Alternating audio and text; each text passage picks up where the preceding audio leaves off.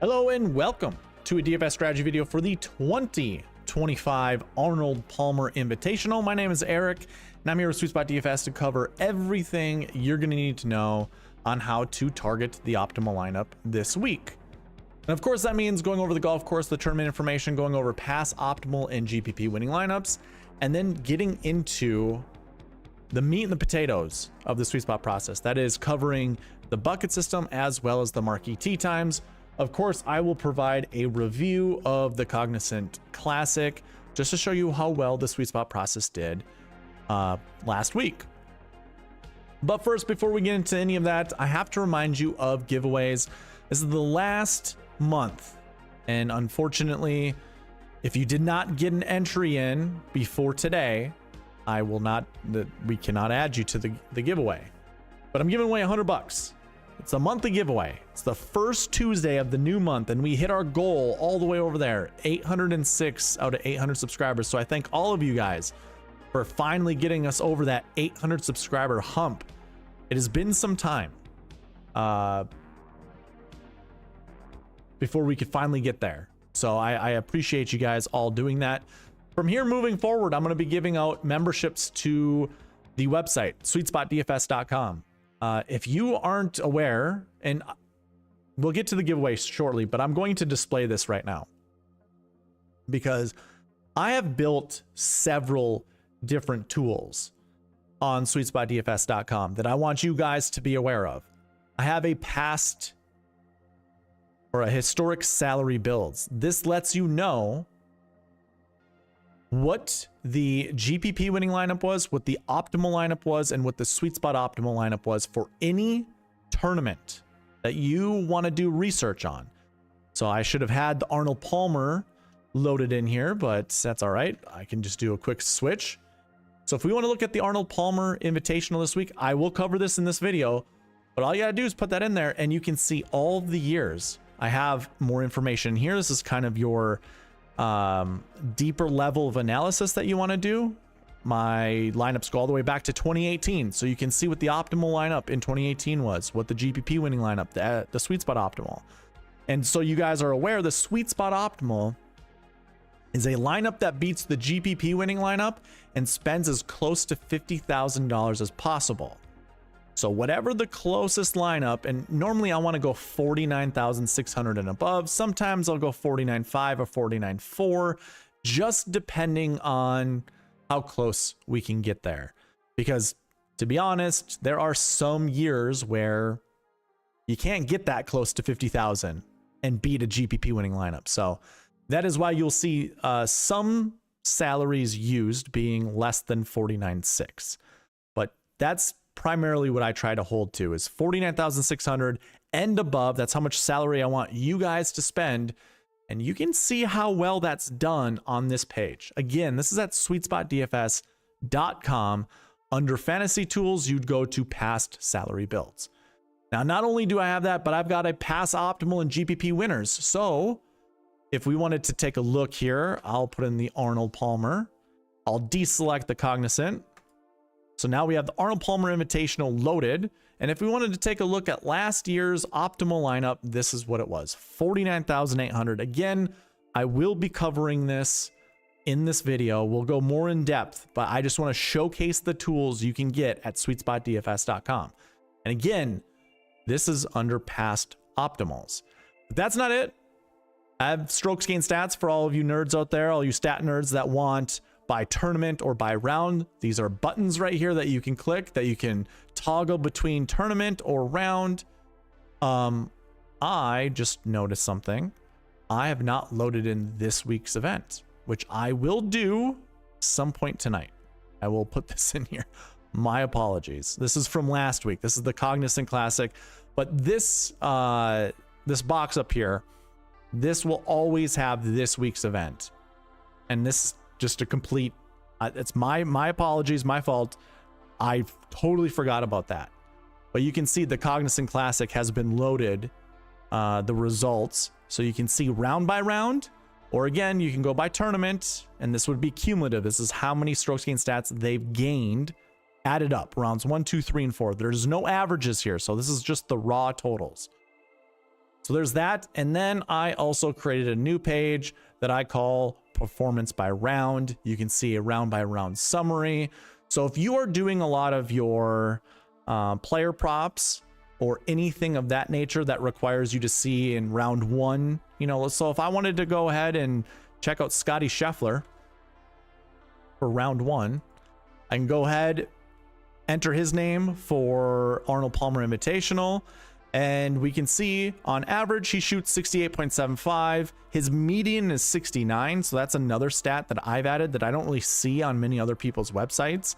So all that a median is we look at round one right here, the score right here. So he's got a 67, a 68, a 70, and a 70. Now it takes the middle round. So basically I'm going to sort top to bottom. And since there are 4, it takes the average between the two. But let's say there was a fifth score that's in between, and let's just call it 69. It would just show 69. Or if it was 68, it would show 68. That would be your middle score. So all the difference between median and average is basically, if there are more rounds under the average, it would tell you that that golfer shoots lower rounds more often than higher rounds. But it also would tell you that his higher rounds are much higher than what the average, you know, like what the average would be. Because if higher results are pushing the average above the median, it just means there might be more volatility with it, which isn't a bad thing in PGA DFS. But then you can see what his lowest round was, what his highest round was. And again, this is round by round. You can see how many eagles, how many birdies, how many pars. This is all on average. So if we just drill into 2024, on average is just another way of saying this is what he did in round one. Now I don't have bogeys up there, which I should. I don't know why I don't have that up there, but he had 3 birdies, 14 pars, and then obviously there'd be bogeys. So that's something I'm gonna have to add in the future. But yeah, this is a new tool that you guys can take a look at. One thing I really like about this tool is, let's just say, you know, on average, or let's say Scottie Scheffler's in the lead after round 2. So we just put a 1 right here, hit enter, and you can see any event. So it doesn't have to be the Arnold Palmer Invitational, but any event where Scottie was in the lead, I'll have to try to filter out these empties, but anytime he was in the lead after round 1, what was his finish? And of course, you'd want to use then round 3. What was his average score? What's the lowest he shot? What's the highest he shot? And again, you can do even more analysis by just scrolling down and taking a look. I will have to filter out the empties. I didn't even think that was a thing. We learn. Okay. Anyways, so this is another tool that's available to you guys. So this is my push for you guys to join SweetSpotDFS.com, because going forward, all giveaways, and I'll throw that back up on the screen, all giveaways are going to be done through here, all monthly giveaways. I'll still do the weekly $5 one because I know a lot of people love that. So we'll still do the weekly $5 one, but for monthly giveaways, it will be 1 month free at SweetSpotDFS.com. So I want to keep you guys aware, and I want to give you guys updates as to how, well, I want to give you updates what is included in SweetSpotDFS.com and all of the different tools that I'm creating. I'm still working on many more tools, so I'm dedicated. It's a dedicated thing. I want to provide as much as possible to you guys. So if you are kind of leery as to, ooh, do I want to spend money on this? There you go. I'm showcasing you what is on, or what is on the site right now. Plus there's more to come. So there we have it. All right. Now that I've gone through that, let's go ahead and let's run our $5 giveaway. So say we want to do the weekly giveaway first, and then we're going to roll up with the monthly. I had 17 entries. Ryan, I see you in the chat. Your comment 2 minutes before I went live does not count. I'm sorry to say. I understand why you did it, but we're trying to help the algorithm out. So you want to do this the day after or the day of me creating the video. But nonetheless, I appreciate it. Hopefully you win with what you've provided in the past. Anyways, weekly subscriber giveaway, drum roll. This is for $5 once again. Joanne, congratulations. Reach out to me. Let me know that you're the winner. I don't know if you want to bank those $5 like we've done in the past. We can do whatever you'd like. But you are the $5 weekly subscriber giveaway. And now off to the monthly subscriber giveaway. Again, once I hit yes, we will see. We had 87 total entries, so I appreciate every one of you participating and trying to add or really pushing the algorithm more in the favor of SweetSpot DFS. So we have WM Phoenix Open, Genesis Invitational, Mexico Open, and the Honda Classic. Those were the 4 events in February. This is for $100. Reach out to me if you're the winner. It's the only way I can send you the money. Here we go. Push the round. I fat fingered that one. Let's do it again. Nathan Johnson. Congrats, man. Congratulations. You are the winner of the $100 giveaway. Actually, you were looking forward to this. Now that I think about it, this is kind of cool. Nathan wants to be a lifetime member on SweetSpotDFS.com. And we were kind of talking back and forth. And I'm like, you know what you could do? You could wait until you get another $100 and you can bank that towards your lifetime membership if you want, because he already has a $100 monthly giveaway winner banked. So this is kind of cool. Congrats, Nathan. It has come full circle. It is now time for you to become a lifetime member. Rigged. Josh goes rigged. Guy's gambling on himself. Yeah, that's right, man. Corey Connor subs.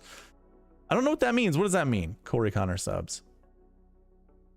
Anyways, here we go. We're going to get into, actually, you know what? No. We're not going to move on to the video just yet. For those that don't know, you can find a lot of the things that I provide for free at SweetSpotDFS.com. So a lot of the tools will be going behind a paywall, but what will always be free is the cheat sheet and the optimizer. So you just have to go ahead, go to the fantasy tools and drill down on any of those. By the way, the PGA Tour schedule, keep forgetting to showcase this one as well. Articles, videos, those will always be free unless there's a paywall article, which I don't know what that'll look like in the future, but it's possible. It's possible. Either way, here's the PGA Tour schedule. So if you are annoyed with the PGA Tour.com schedule like I am, I created a tool primarily for me, but obviously I want it to also help you guys out. You can take a look, you know, in order of when the event happened, and you don't have to scroll, you don't have to go to completed schedule or anything like that that's on the PGA Tour, but we can take a look at what event is this week. Again, I forgot to update what this week is, so I haven't changed it from the Cognizant to the API. I will do that, though, probably throughout this video. I'll do that. Either way, we are on week 10. You can even look at the date down here. You can select the date if you wanted to. It's probably not as... Oh, I suppose it does work out because it's all filtered out. So I've got filtered by 2025 season, and then you select the date that way. So yeah. It works just fine. This is something that'll always be free for you guys. Cheat sheet is what I want to get to. The cheat sheet is available to you at SweetSpotDFS.com. I've got 2 of them. One is in this format, which I do need to make a couple tweaks to. If you want to scroll down on the page, you can get to the old cheat sheet. All you gotta do is click here. It sends you to another page. And this is where the Google Sheet cheat sheet is located. This has the dream sheet on it, the bucket system. Hey, guess what? Puerto Rico Open is this week. I do have a cheat sheet for that. I do have to enter the tee times, but that will be available. And that's it. So this is all available to you guys for free. You got to go to SweetSpotDFS.com. in order to go and take a look at the cheat sheet. Again, free to you. It just requires you just to jump on. It actually, I think this does require you to have a free account. And that's super simple, ladies and gentlemen, super simple. I'm not going to sell any more than right now, but if you wanted to create an account, all you have to do is hit the little join now button down here, go to free, select free, brings you to a page where it only asks for a username and password. There's no credit card information required. This is all you got to do. If by chance you do want to pay, then it will ask you for a credit card, but it's free. You can sign up for free. And then the last thing I need to talk to you about is the optimizer. If you click on the optimizer, it'll send you here and a pop-up will happen. You just type in your email here, hit request now, and I will get an email saying, hey, you want the optimizer. And oh, by the way, I do have an optimizer for the Puerto Rico Open. So if you want that, I can provide it for you guys. So those are all the things that's provided with SweetSpotDFS.com. What I provide here for this the YouTube channel. So if you got any questions, leave them here in the chat. It's live. I read all of the messages as they come in, or you can contact me right there. SweetSpotDFS@gmail.com. That's all that I have for you. Those are all the housekeeping items. A little long, but it's absolutely fine. All right, let's move on. Course and tournament information.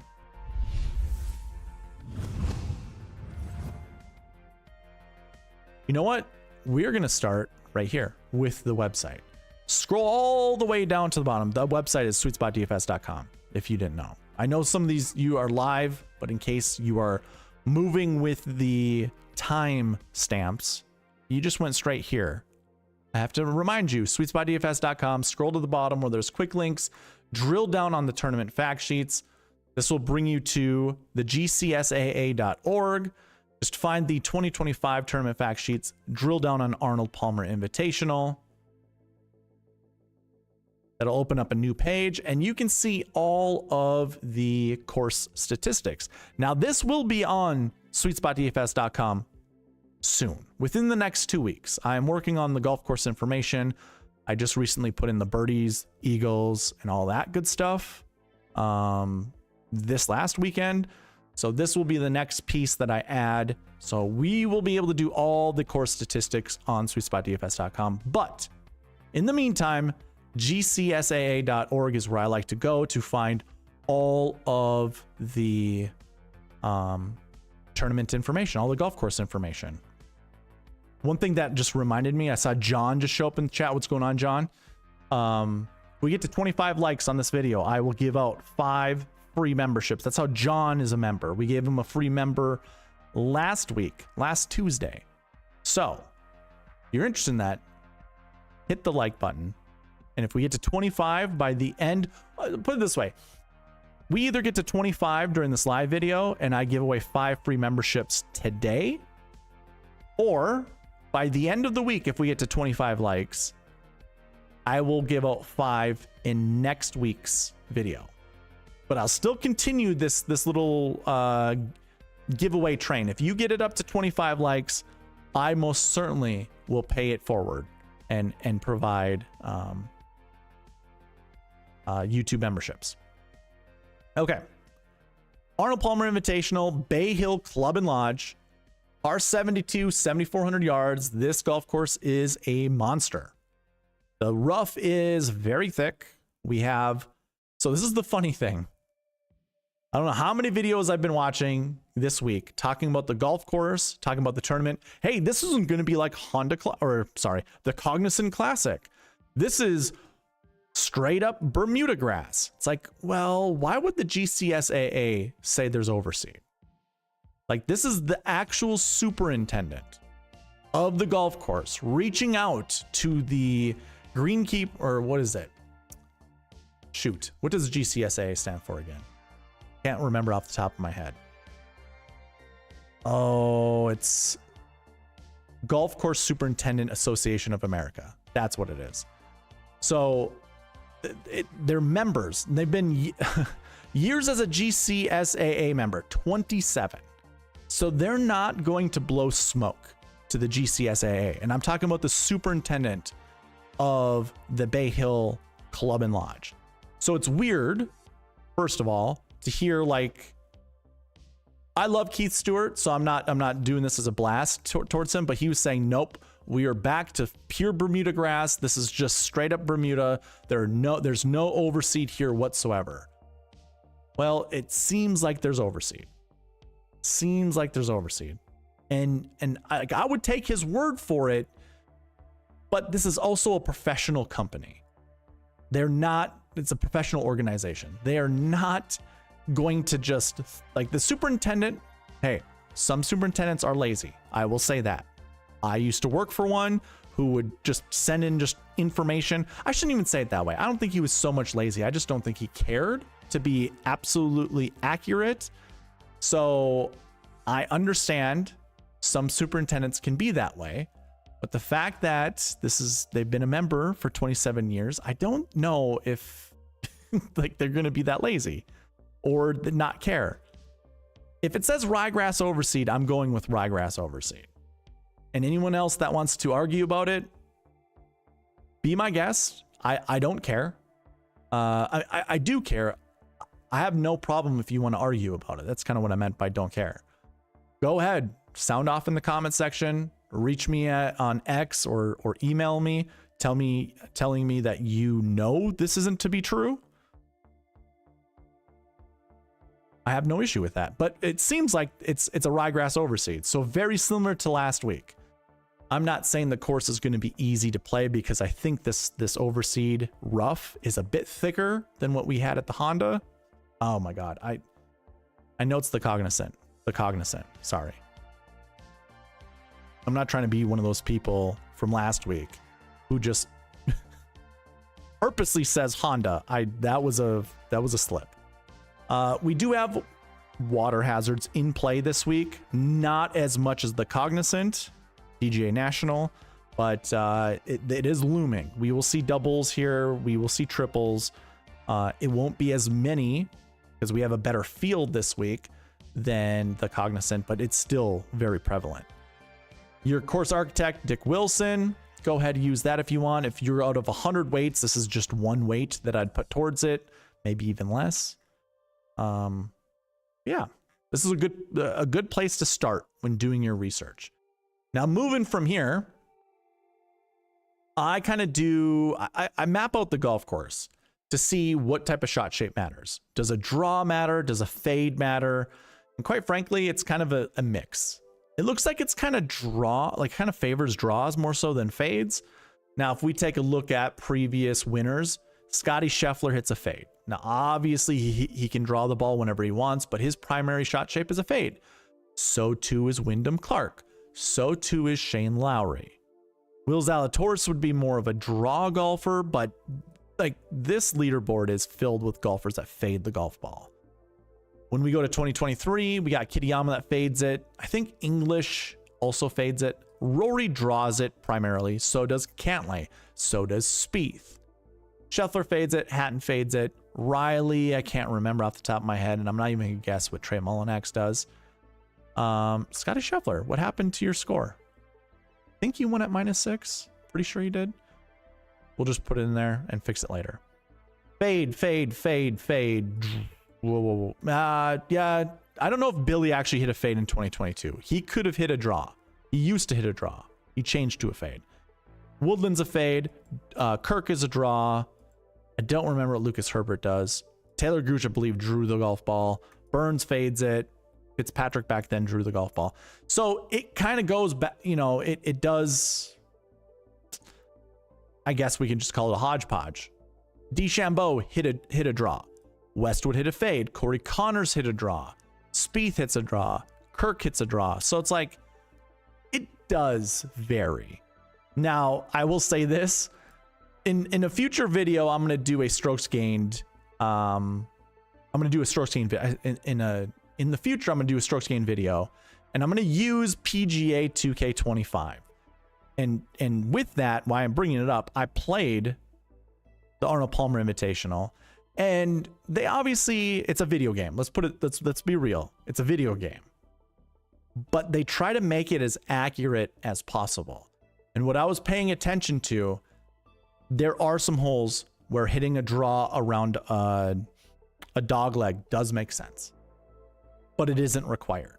You can hit the ball over the trees on some of these dog legs. I would say it primarily, just playing the video game. Again, I know it's a video game, so I'm not going to pretend like it's truth or whatever. But I would say this course actually favors more of a fade golfer. The holes that really matter, I think those are the ones you want to hit a fade on. So yeah, we see draws. I don't really think it matters that much. And in all reality, we've seen just as many winners draw the golf ball as fade the golf ball. So I just gave you a lot of nonsense only to provide a conclusion of it doesn't matter. I hate when people do that.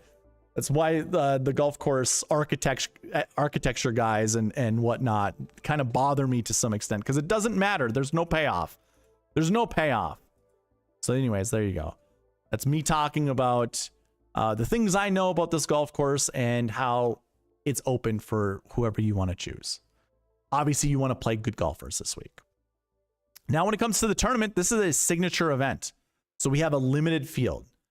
I currently have 72 golfers in the field. I don't think there were any withdrawals that happened prior to me going live.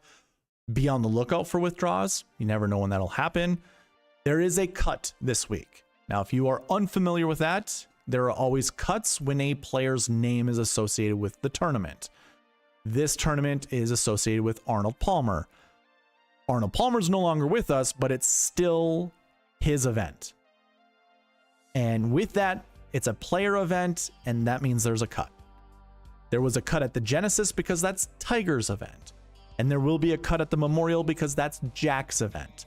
So it's just those three player events that have, those player signature events that have a cut. So I believe we have the same rules. Top 50 in ties, 10 shots within the lead, I think. Pretty sure. So that means there's going to be 20-some golfers that could get cut. Maybe not. Might be less. I think we had 11 at the Genesis that missed the cut. So a 66 isn't a for sure thing, but a 66 should be somewhat easy to get to this week. Easier than last week or other full field events.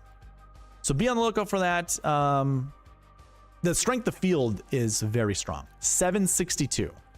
Now, when we compare that to previous years, last year it was 741. So very, very similar. I think that's because we still had live golfers that were taking up some spots in the OWGR. In 2023, your strength of field was 779. So that was even stronger than this year. 2022, do I have strength of field? I do, 523. So it is also worth noting that last year was the first year that they made this a signature event. Now, it was an invite, which means 120 golfers were invited. That's usually how most invites work. 120 golfers that played in the event. Last year, obviously, we had the 70. I think there ended up being 69. Yeah, 69 golfers that played last year because I think there were some withdrawals. So just keep that in mind. It's a very strong strength of field with kind of half the field that we've seen in previous Arnold Palmer Invitationals. So cream rises to the top when it comes to the strong strength of field events. We will get more into which golfers to target here shortly, but I just want to keep that all.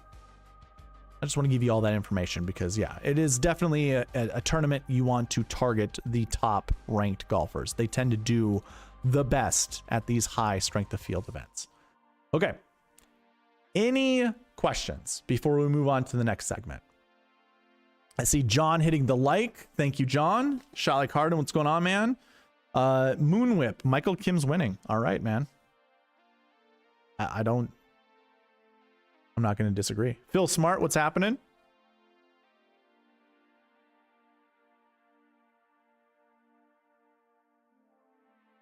All right. Let's move on to the next segment, which is pass optimal and GPP winning lineups. And we're going to start this out with historic salary builds. Now, the whole purpose of me going through this is to show you what the past GPP, optimal, and SweetSpot optimal lineups, what they were for the Arnold Palmer Invitational. So the most zoomed out level is just by plugging in the tournament under select tournament. And we have the Arnold Palmer Invitational. It is including the GPP winning lineup, the optimal lineup, and the SweetSpot optimal all within its results. And this goes all the way back to 2018. So back to 2018, you can see what your common salary builds are for the Arnold Palmer Invitational. 1098-766 followed by 1098-776. Sorry. Surprise, surprise, shocker. If you're new to the channel, I've always, over the last 3-4 years, something like that, have always advocated for starting your lineups with a 10K golfer, a 9K golfer, an 8K, 2 7s, and a 6K, and then just making a couple substitutions if you want. Now, as you can see, the first one that I said had 2 6K golfers in it. Okay, so basically if we started with a 1098-776, well, let's sub one of those 7s out for a 6. There we go. Well, look at the third most common lineup build, 1088-776. Now we just made one substitution. That's subbing the 9 down to an 8K. And if we go one more further down from there, we have a 1097-776. We substitute one of the 8Ks to a 7. So that makes up 13 of the total 21 different lineups that span through the GPP winning, the optimal, and the SweetSpot optimal. So starting out with the 10K golfer seems pretty important this week. And if you take a look at the summary boxes in here, 90% of the lineups, the GPP optimal and SweetSpot optimal, have a 10K golfer in it. 70% have a 9K, 76% have an 8K. This is of all the lineups. Not all of the golfers, but all of the lineups. And again, there were only 21. So I shouldn't say all, like there's a ton, but of the 21 lineups, 19 had 10K, 15 had a 9K, 16 had an 8K, 19 had a 7K. And this is mostly looking just at the frequency. It's not looking at, you know, how many of these salaries were inside each of the lineups. It's just looking how frequently, you know, we had either a 7K, 8K, 9K, 10K, 6K. And I have 2 6Ks. High 6K, which is 65 and up. Low 6K, which is 64 and below. So obviously that is the least frequent salary, the low 6K. Now, if you wanted to go even further into this, if you add more filters, we can look. If you want to take a look at how much money. Actually, let's put it a different one. Let me try to rephrase this. If you wanted to spend $49,600, well, if there were 21 lineups that you can see from the zoomed out level, once I hit enter, we're going to filter out of all the lineups that were less than 49,600. And then all you got to do is hit less filters. And when you look down, there's 14 of them. So 14 out of 21 lineups spent 49,600 and above for the Arnold Palmer Invitational. So leaving money on the table is not necessary this week. Probably shouldn't do it anyways, but I'm just showing you the proof. We can go ahead and just hit 0. That's fine. Max salary. Scotty Scheffler's $12,000. Well, let's go 12,000 as our max salary. Actually, let's keep the minimum that way and move our max to 12,000. I'm sorry, minimum needs to be 12,000. And then we'll put our max to 15,000. And for the Arnold Palmer Invitational, this just means we haven't had one. We haven't had a 12K. But if you wanted to clear that out and look at 12Ks across the board, I'd actually suggest filtering out the Tour Championship and the Tournament of Champions. Actually, let's do this. Select all, and then put that stuff in. And then we deselect these. So that way we can get rid of some of the riffraff. And if you wanted to see, a lifetime member actually mentioned this to me, and I thought it was a wonderful suggestion. He wanted to know, well, if Scotty Scheffler is $12,000, I kind of want to take a look at all the events and all the tournaments where a $12,000 golfer was used, and what was the actual salary builds for those events. So you can see, if you wanted to come into this, you can take a look. A lot of your salary builds were 10, 8, 7, 7, 7, 6. So obviously I advocate starting 10, 9, 8, 7, 7, 6. But when there's a 12K and above golfer that is provided, maybe we skip the 9K and go to the 8K. That seems pretty obvious to some people, but maybe not to most. So 10, 8, 7, 7, 7, 6 would be your most common. And then followed by 10, 9, 8, 7, 6, 6. So having two 6K golfers really helps out when building lineups with a 12K golfer. And then you can see 10, 9, 7, 7, 6, 6. I'm going to leave you guys to research this on your own for further more information. I'm just giving you kind of, you know, a beginning as to how to do this. So again, SweetSpotDFS.com. This is going to be under past salary builds. And I'm just going to load the Arnold Palmer Invitational in here so we can take a look at this later on in the videos. Okay.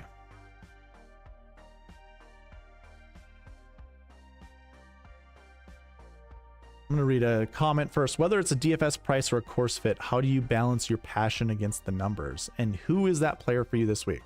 It's a great question, Wheels Up. I actually want to get more into that kind of stuff when I start building lineups for people, because last week was one of those moments where, well, my biases really hurt me when it came to lineup building, and that was more so with the golfers I chose. If I had just let the optimizer do its work that follows the numbers, I would have been so much more successful. But unfortunately, this up here got in the way. So I personally like to follow the numbers as much as I possibly can, because I review, I shouldn't say again, I always say that, but I review the results of the previous week's tournament and find out, oh, hey, the buckets were 33 out of 36 correct, 34, 35, or 100% correct. The Marquee Tee Times were 100% correct. Where did I go wrong? And what ends up happening is I didn't like Joe Highsmith last week. I think Joe Highsmith is a dork. He's a nerd. I don't want to play him just because he wears a stupid bucket hat. Those are stupid reasons not to play somebody.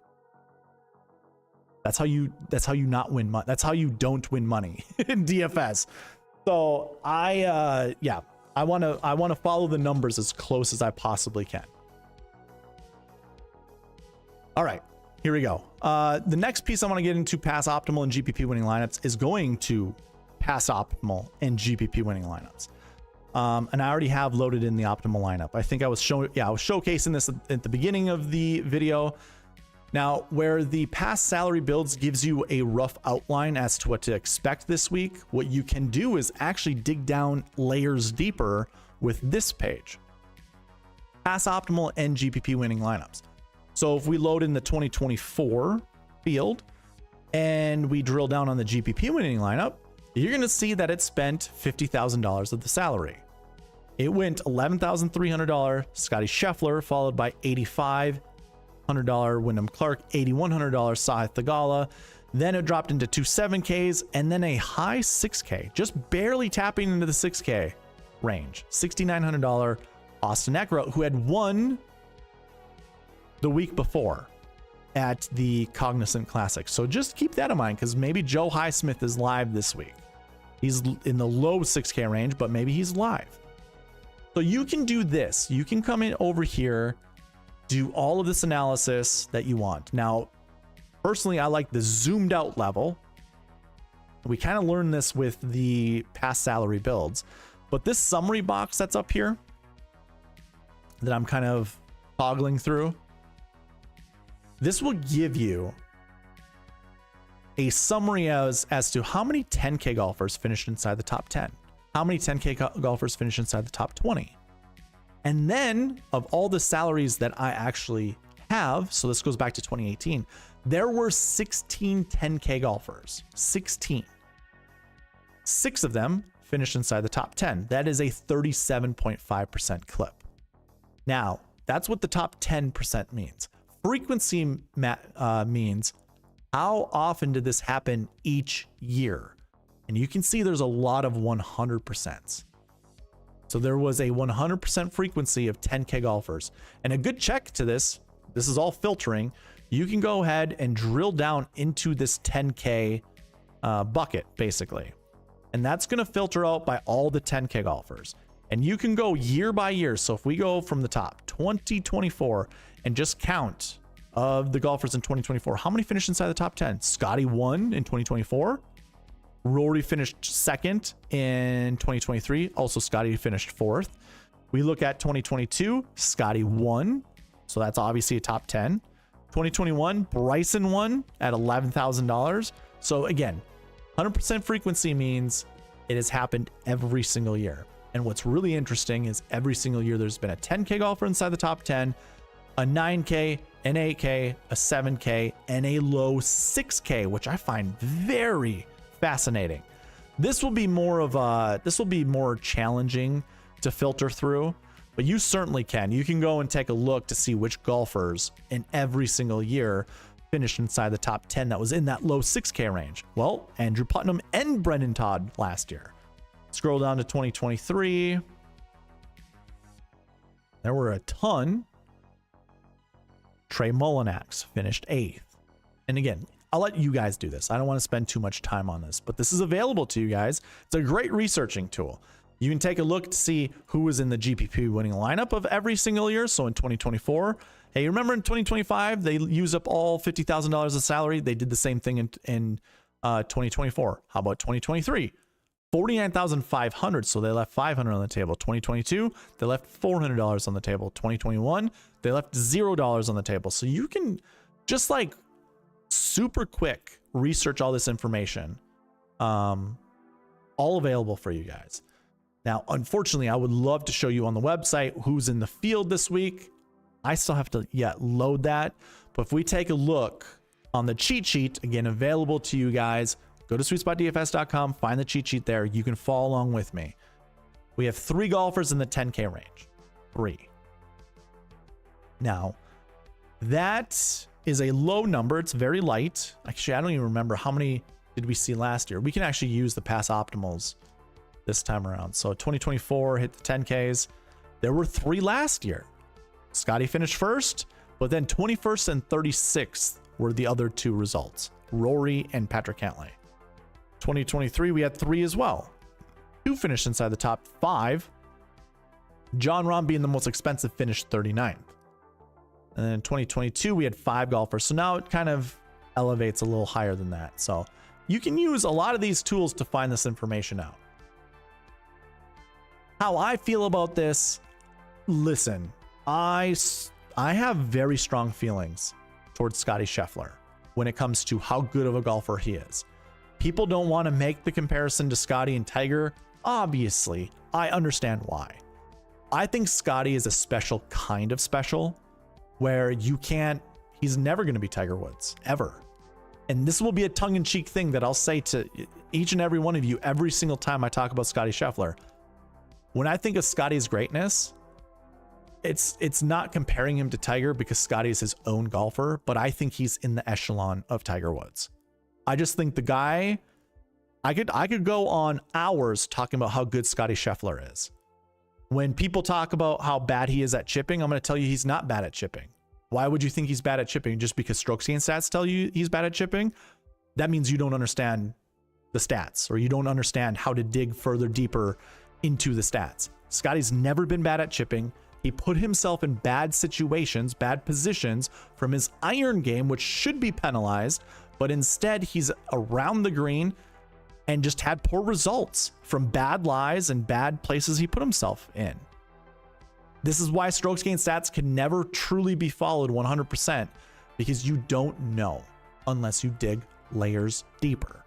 And I will create a video on this somewhere in the future, because I can't stand when people just use the sheet data And all that sheet data is what you see on the screen right now. It's just numbers, just numbers. Dig deeper, figure out, did he actually hit bad chips? Did he actually hit bad around the green shots? Or did he put himself in bad positions from his iron shots that provided him near impossible shots to get close to the pin? You can answer those questions and then still come up with that he's a bad chipper. Then that's when I'll listen to. But if it comes to just data alone, no, I will not, because that's not how strokes gained stats work. It's not. You have to look at each shot to understand what was truly wrong or what was truly bad with some of those shots. Okay. So I think Scottie Scheffler is a special kind of special. And it is it's very difficult for me to think Scottie Scheffler will not finish inside the top 10 this week, let alone the top 5. And I can't remember who I was talking to. Might have been Josh, who was just in the chat. Not sure if he still is. Yeah, it was him. He was talking about how, you know, Scottie needs to win the tournament in order to pay off his salary. No, he doesn't. He doesn't. I think if we went back, I'm going to use this page, but if we go to not the WM, let's go to the Genesis. And we take a look at the GPP winning lineup for 2025. We can see Scottie Scheffler was in that lineup. This is the lineup that for the $5 drive the green took home $50,000. I think that's a pretty good payday. Scottie finished 3rd. He doesn't need to win the tournament. He doesn't need to win the event. But to Josh's point, he's got to be in a lineup that makes sense, that can actually take down a GPP. This lineup had a 12, 9, 7, and then 3 6K golfers. Now, what is the likelihood of 6? Actually, you know what? Look at Matt Fitzpatrick's finish. He finished 49th place. That's almost DFL of golfers who made the cut. He only scored 55 DK points. Oh, I'm sorry, 56 DK points. I was looking at his raw DK points. 56. So if I compare that to the SweetSpot Optimal, I already forgot how much the GPP. This scored 592.5. GPP scored 554. So the SweetSpot Optimal blew it out of the water by 40 points. And the SweetSpot Optimal beats the GPP winning lineup and it tries to spend as much as $50,000 as possible. This one does spend $50,000 and only uses 2 6K golfers. Denny McCarthy and Patrick Rogers, who aren't, I mean, leading into that event, I played a lot of Denny. I didn't play a lot of Patrick Rogers because a lot of you, and you know, if you listen to DGen75 talk about how much of Patrick Rogers is a loser, I don't think he's a loser, but he's not a very attractive person to play or attractive player to put in your lineups. But at $6,200, not terrible. California boy, went to Stanford and made sense that week. Scottie Scheffler was in that lineup. He finished 3rd. Again, you don't need Scottie to win, but he does need to finish inside the top 5 without a doubt. He has to finish inside the top 5. And I think, like I was just saying, I'm hard pressed to think Scottie Scheffler can't finish inside the top 5 this week. The guy's so incredibly straight when it comes to off the tee, and he plays so smart. And what you're going to find out, yeah, let's do round by round. This is a new tool at SweetSpotDFS.com. I'm going to go ahead and put 500 points in here. I should actually I will add more filters to this as the weeks, the days, the weeks, the months go on. I want to go by position placement. Actually, I can. Let's do this. This is how you do it right here. Round 4, you just move this to 1 and you're going to see everyone who's won this event. So I have birdies and eagles on average. I don't have bogeys, which I should have in there.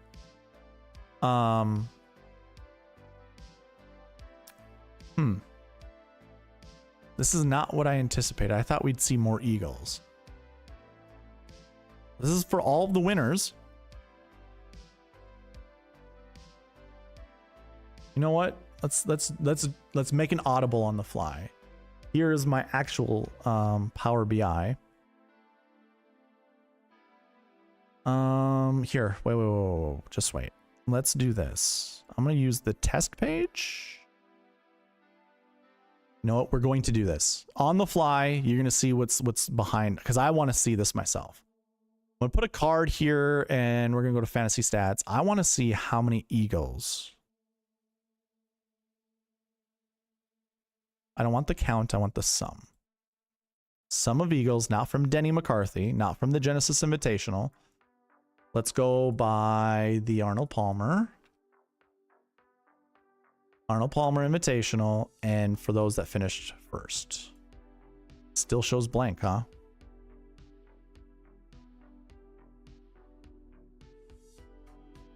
I'm gonna have to figure out if that's actually true.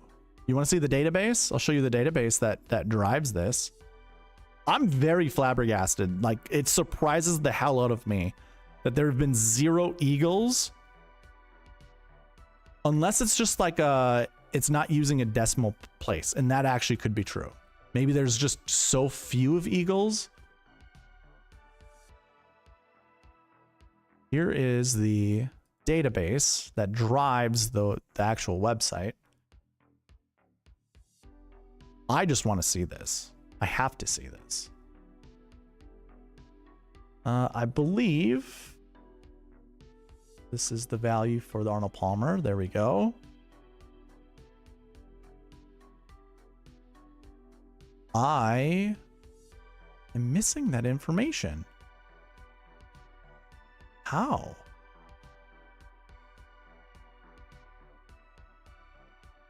This is very peculiar. Oh, I'm so sorry. I'm looking at the wrong information. It's under rounds detailed. Which is even more of an eye strain for you guys. More of an eye strain for you guys. But we're going to deselect that. Choose the Arnold Palmer Invitational. And I just want to find golfers. Oh, I'm not going to be able to see who won. All right. So here's what I'm going to do instead. Move this over here. X that out. I'm going to bring back my Power BI. We looked at the wrong field. Not under fantasy stats. It would be under rounds detailed. And it's going to be under eagles right here. So I have 6. So it must just go by averages. It's got to. Riveting stuff, I understand. But I want to make sure this is looking correct.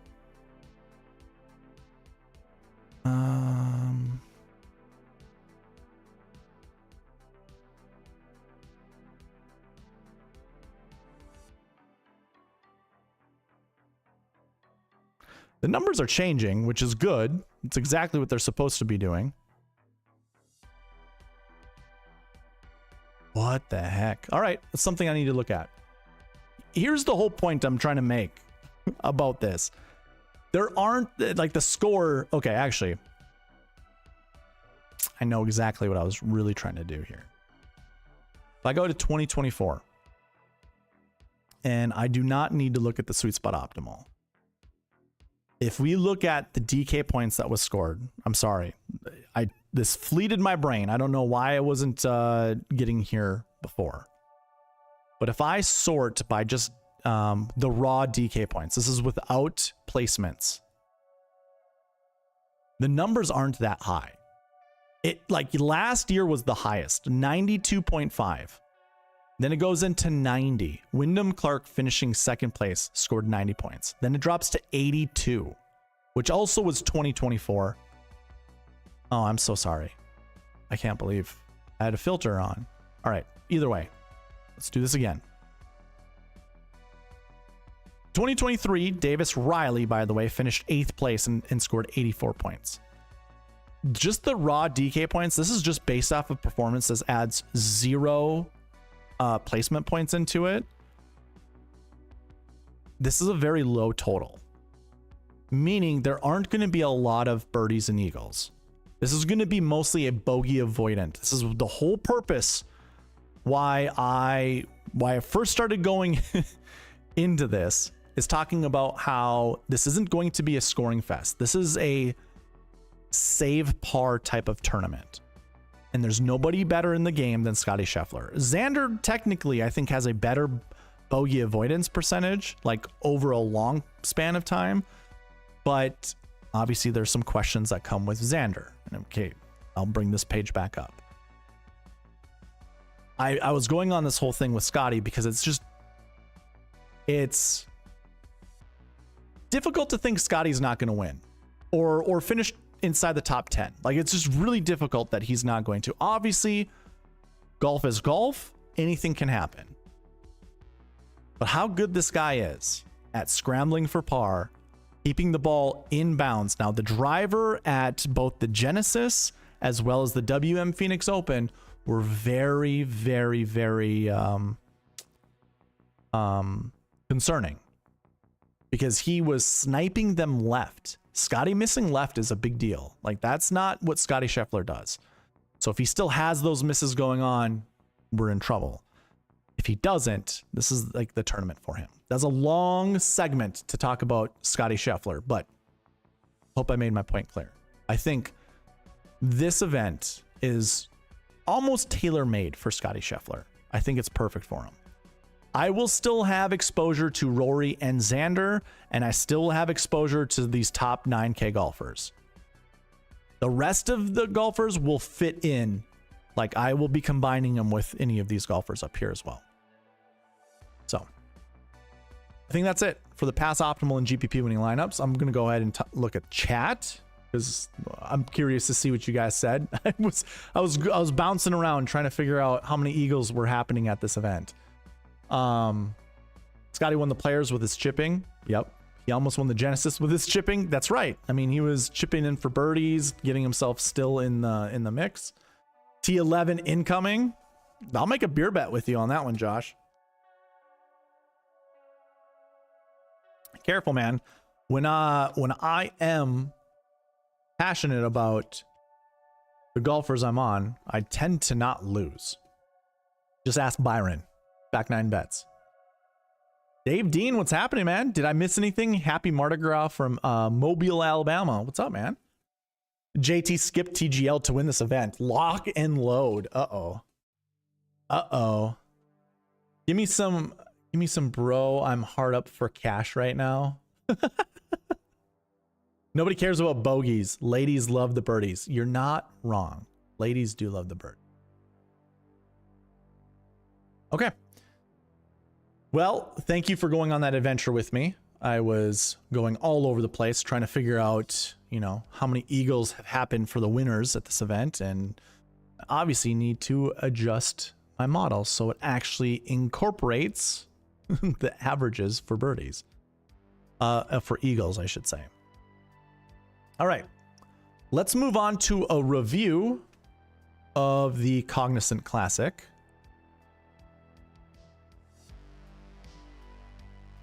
And just see how well it did. So I'm going to start here, as I always do. This is just to show you how well the SweetSpot process did. That's the primary reason. It's also to talk about the Cognizant to some extent. But the primary reason is just to show you how well the bucket system did, as well as the Marquee Tee Times. And then how all of that combined did to compare against the GPP winning lineup. So I use this column right here. It's called this year's totals, and all it has in here are formulas that look at the projections that I had at the beginning of the week and compare them to the results. So the last year one bucket,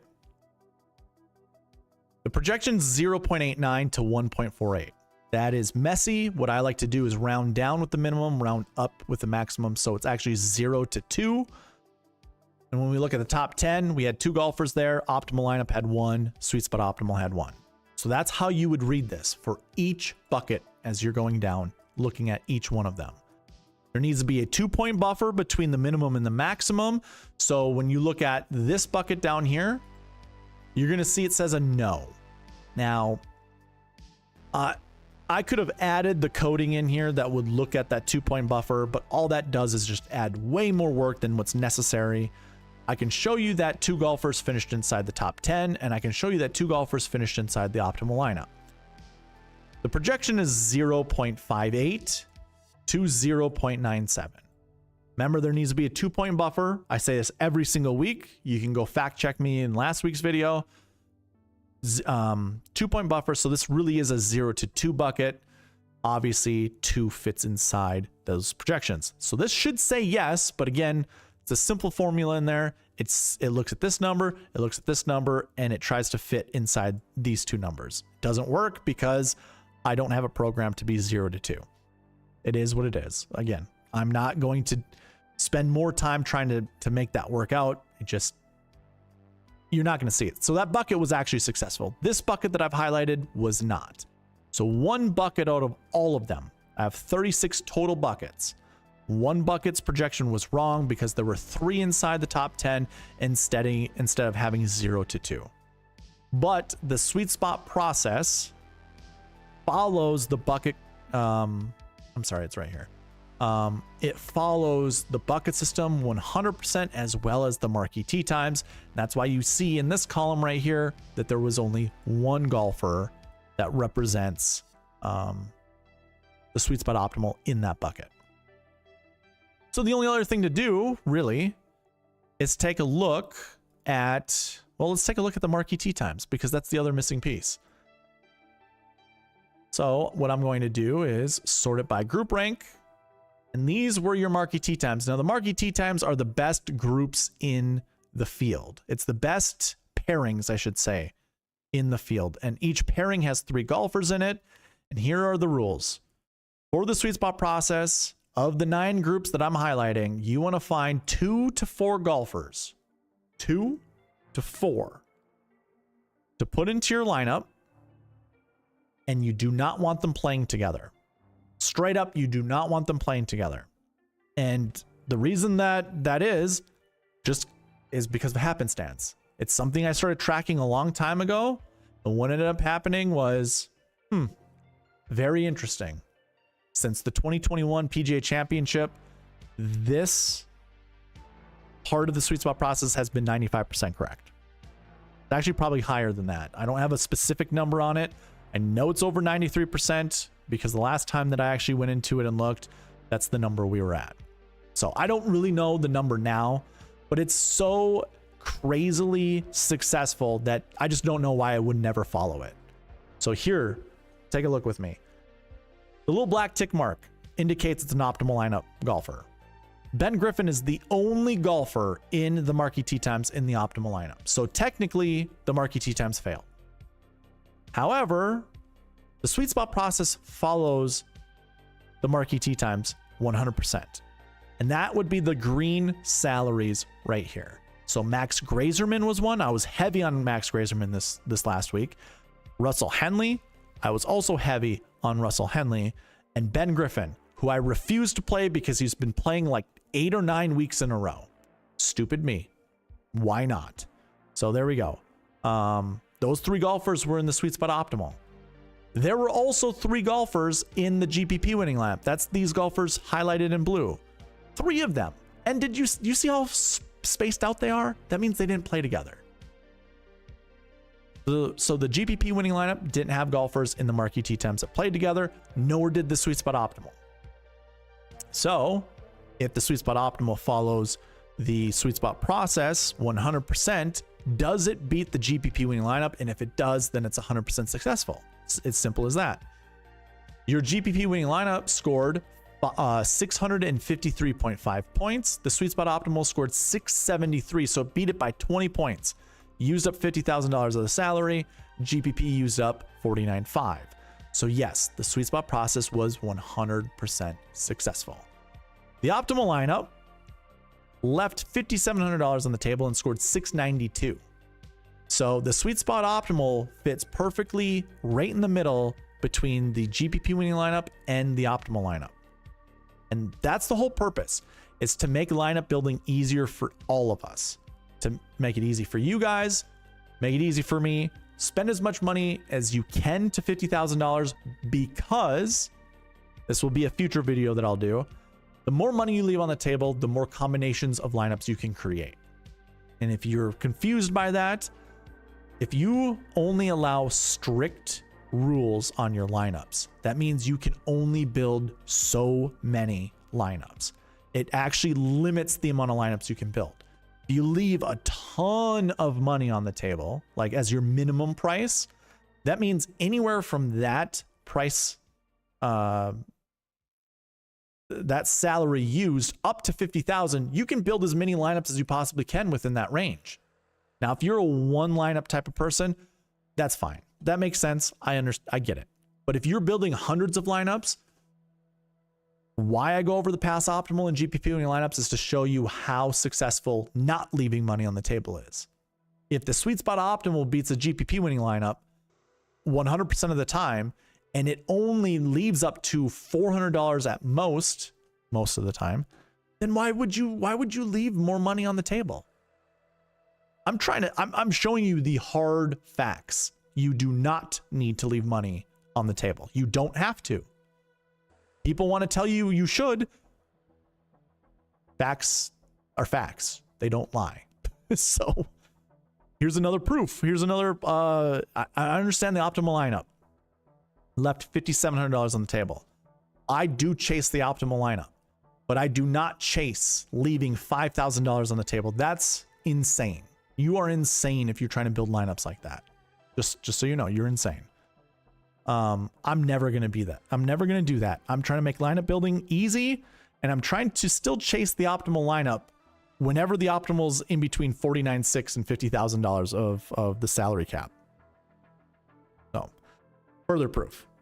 And that is a review of, actually, let me back up a little bit. We're going to start building lineups sometime soon. One thing to note for me, JJ Spawn showed up on the optimizer a lot. If you were with me Wednesday night, I'd go live Wednesday night for YouTube members. You got to be white tier and above in order to see that video or to participate as well. JJ Spawn showed up a lot. Ben Griffin showed up a lot. Max McGravy, as I like to call him, showed up a lot. I mean, how many times did Max McGravy show up on my lineups? That being a low or a 6K golfer, and I'm like, nope, don't want to play Max McGravy. Don't even know. Like, I even looked him up. I wanted to get as much information. I saw kind of what you see on the screen right now, where I'm just like, there's no way. No way. I'm gonna play this guy. His recent form was terrible. His course history is terrible. This is why the bucket system is as wonderful as it is. It's why the optimizer is as wonderful as it is. It gets on golfers like this because there's some kind of discrepancy showing that these golfers are good.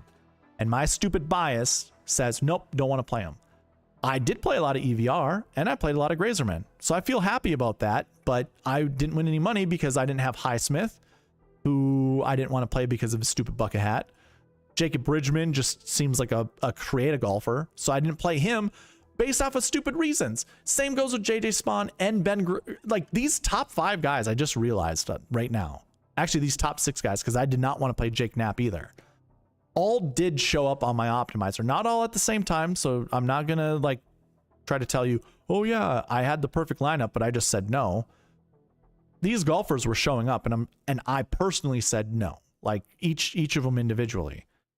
And that's just not the right way to do things when building lineups.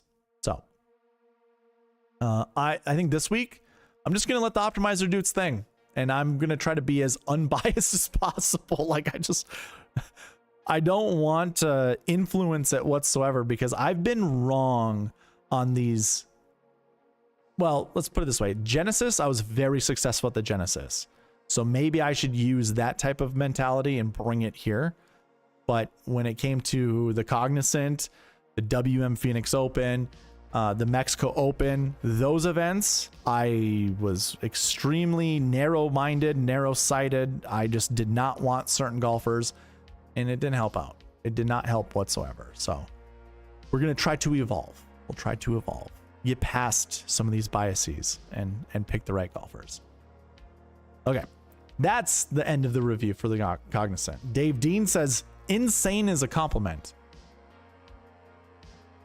Chase it. Chase it all you want. Chase it all you want.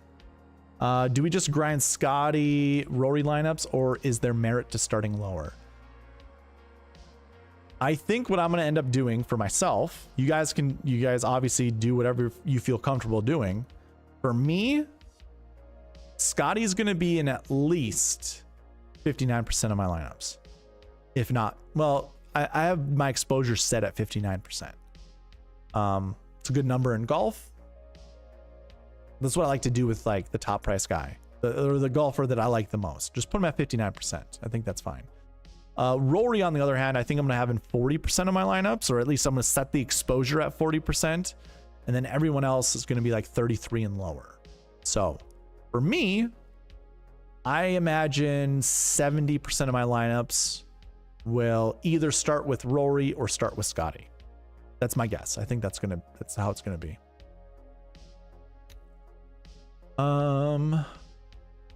Lombardi Lee, what's going on, man? You need to build an Eric no lineup 1 a week. I don't know what that means.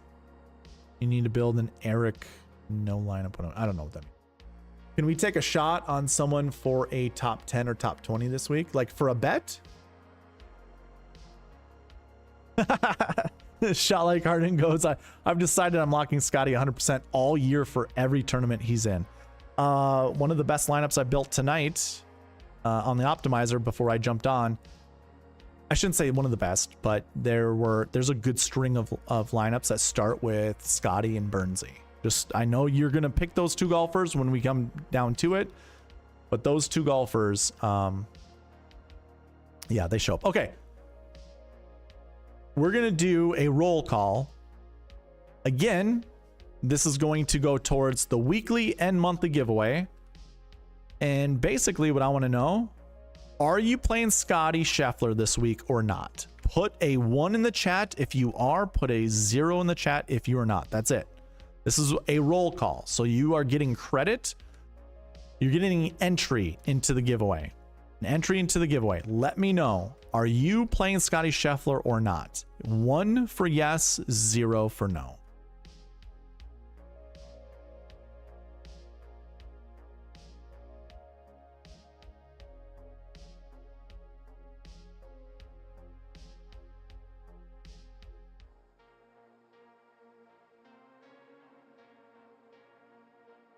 We have 3 1s in the chat. 4. Ooh, 1 0.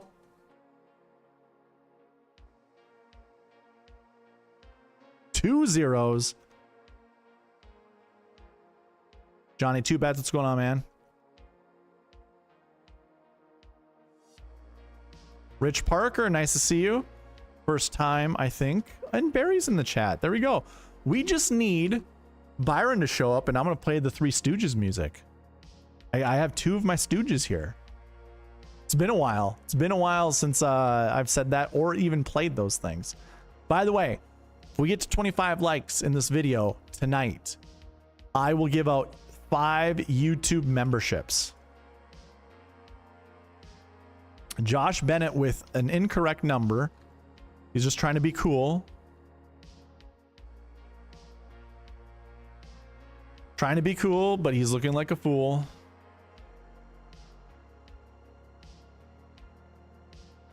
Okay.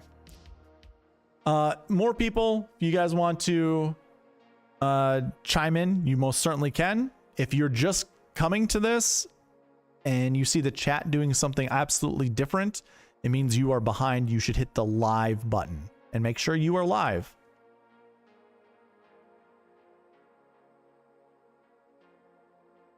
Am I cool, Dad? Are you trying to say you are a cool dad? Because sure, we can call those dad jokes, I suppose. All right, let's dig into the bucket system for the API.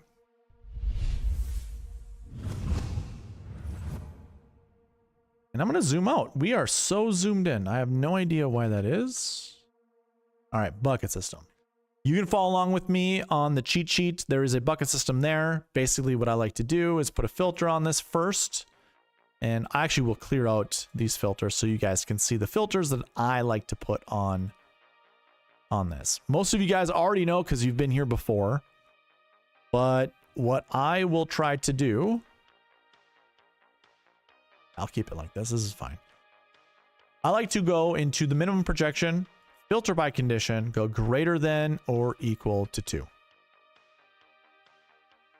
And what this will end up, oh, I'm sorry, equal or greater than to 1. And what this typically does is it lets us know at least one golfer from each of these buckets we want to play. We want to play one golfer from each of these buckets. This is your technical anchor bucket look. All the buckets you see on the screen are what you want to highlight. Now, hey, I get it. It's daunting. There's a lot of buckets to look at. I don't blame you for not wanting to. That's where the optimizer comes into play. So the optimizer has this built in. So if you want access to this, again, you can go on the website and request it. But I have all of those conditionals right in here. So basically anything that shows a 1, you're going to see on the bucket system, unless the numbers are so close to being 0 that I marked it as a 0. So for instance, if we look at this bucket right here, this is a 0 to 2 bucket. This is not an anchor bucket. This also would not be an anchor bucket. Truly, it wouldn't be an anchor bucket because I would drop down the minimum to a 0. So I guess the other thing I like to do is go filter by condition right here and go greater than or equal to 2 to flood those out, or just to get rid of those. So it only took out those 2. But this bucket right here, you see 2.11, how close that is to 2. Now, if it was under 2, then we would make this a 0 to 2 bucket. What I like to do instead, so this is course history of 1, I like to make that a 0 to 3 bucket. It is so close to being 0 that I'm going to make it a 0. So for me, that's a 0 to 3. And then obviously I do that for things like this salary too, the 9K bucket. I also do that for this, the 7K bucket, and the 2 stats down here. Those are very close to being under 2, that I make those as 0. I do round up though, so this will be 0 to 3, 0 to 3. I guess a quicker way to do this is we can just filter out by some of those. I'm going to actually use this filter over here, which again, this is available to you guys as well on the cheat sheet. I'm just going to go filter greater than or equal to 2.2. And that will get rid of those very low numbers that were questionable. Now, the only other filter that I'm going to put on this, just to make things faster for this video, is go into this year's bucket totals and just filter less than 25. So I'll just go filter by condition. Let's go less than or equal to 25. We'll include the 25 in there. And then those are all the filters. These are all the anchor buckets we'll talk about tonight. So the first one to look at, last year ones. These are golfers who finished last year at the Arnold Palmer Invitational inside the top 20. And the projection would show we want 2 to 4 golfers to build our lineups around. 2 to 4. It's also worth noting that no more than 2 golfers from this bucket have ever been in the optimal lineup, which leads me to believe that the most expensive golfers finish inside the top 10 from this bucket, and you just can't put them together in order to hit the optimal lineup because they're too expensive. So if you want to follow along with me on the cheat sheet, go to the dream sheet. I'll sort by salaries top to bottom, and we are looking at last year ones. So clear everything out and just put last year 1 in there. And actually, we only have one really expensive golfer. That's Scotty Scheffler. So this projected bucket says 2 to 4 golfers. As I look at it, it would, man, I think it's going to be difficult to find 4 golfers to put in a lineup that you feel comfortable playing this week, because I don't see 4 golfers I have confidence in. Scotty Scheffler I have confidence in. I don't mind JT, so Josh Bennett. This is his guy. He likes Justin Thomas this week. I actually don't mind Hideki Matsuyama. And quite frankly, these 3 golfers could be inside the top 10. And if the projection is 2 to 4, and there's really 3 of these guys that are this high priced, you probably can only play 2 of them. So I want you all to be like cognizant of that.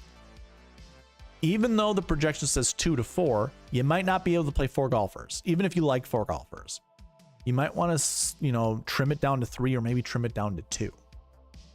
And especially if Scottie Scheffler's a part of it. So yes, I would think if you like Scottie Scheffler, then you got to make a choice of playing one of these higher price guys.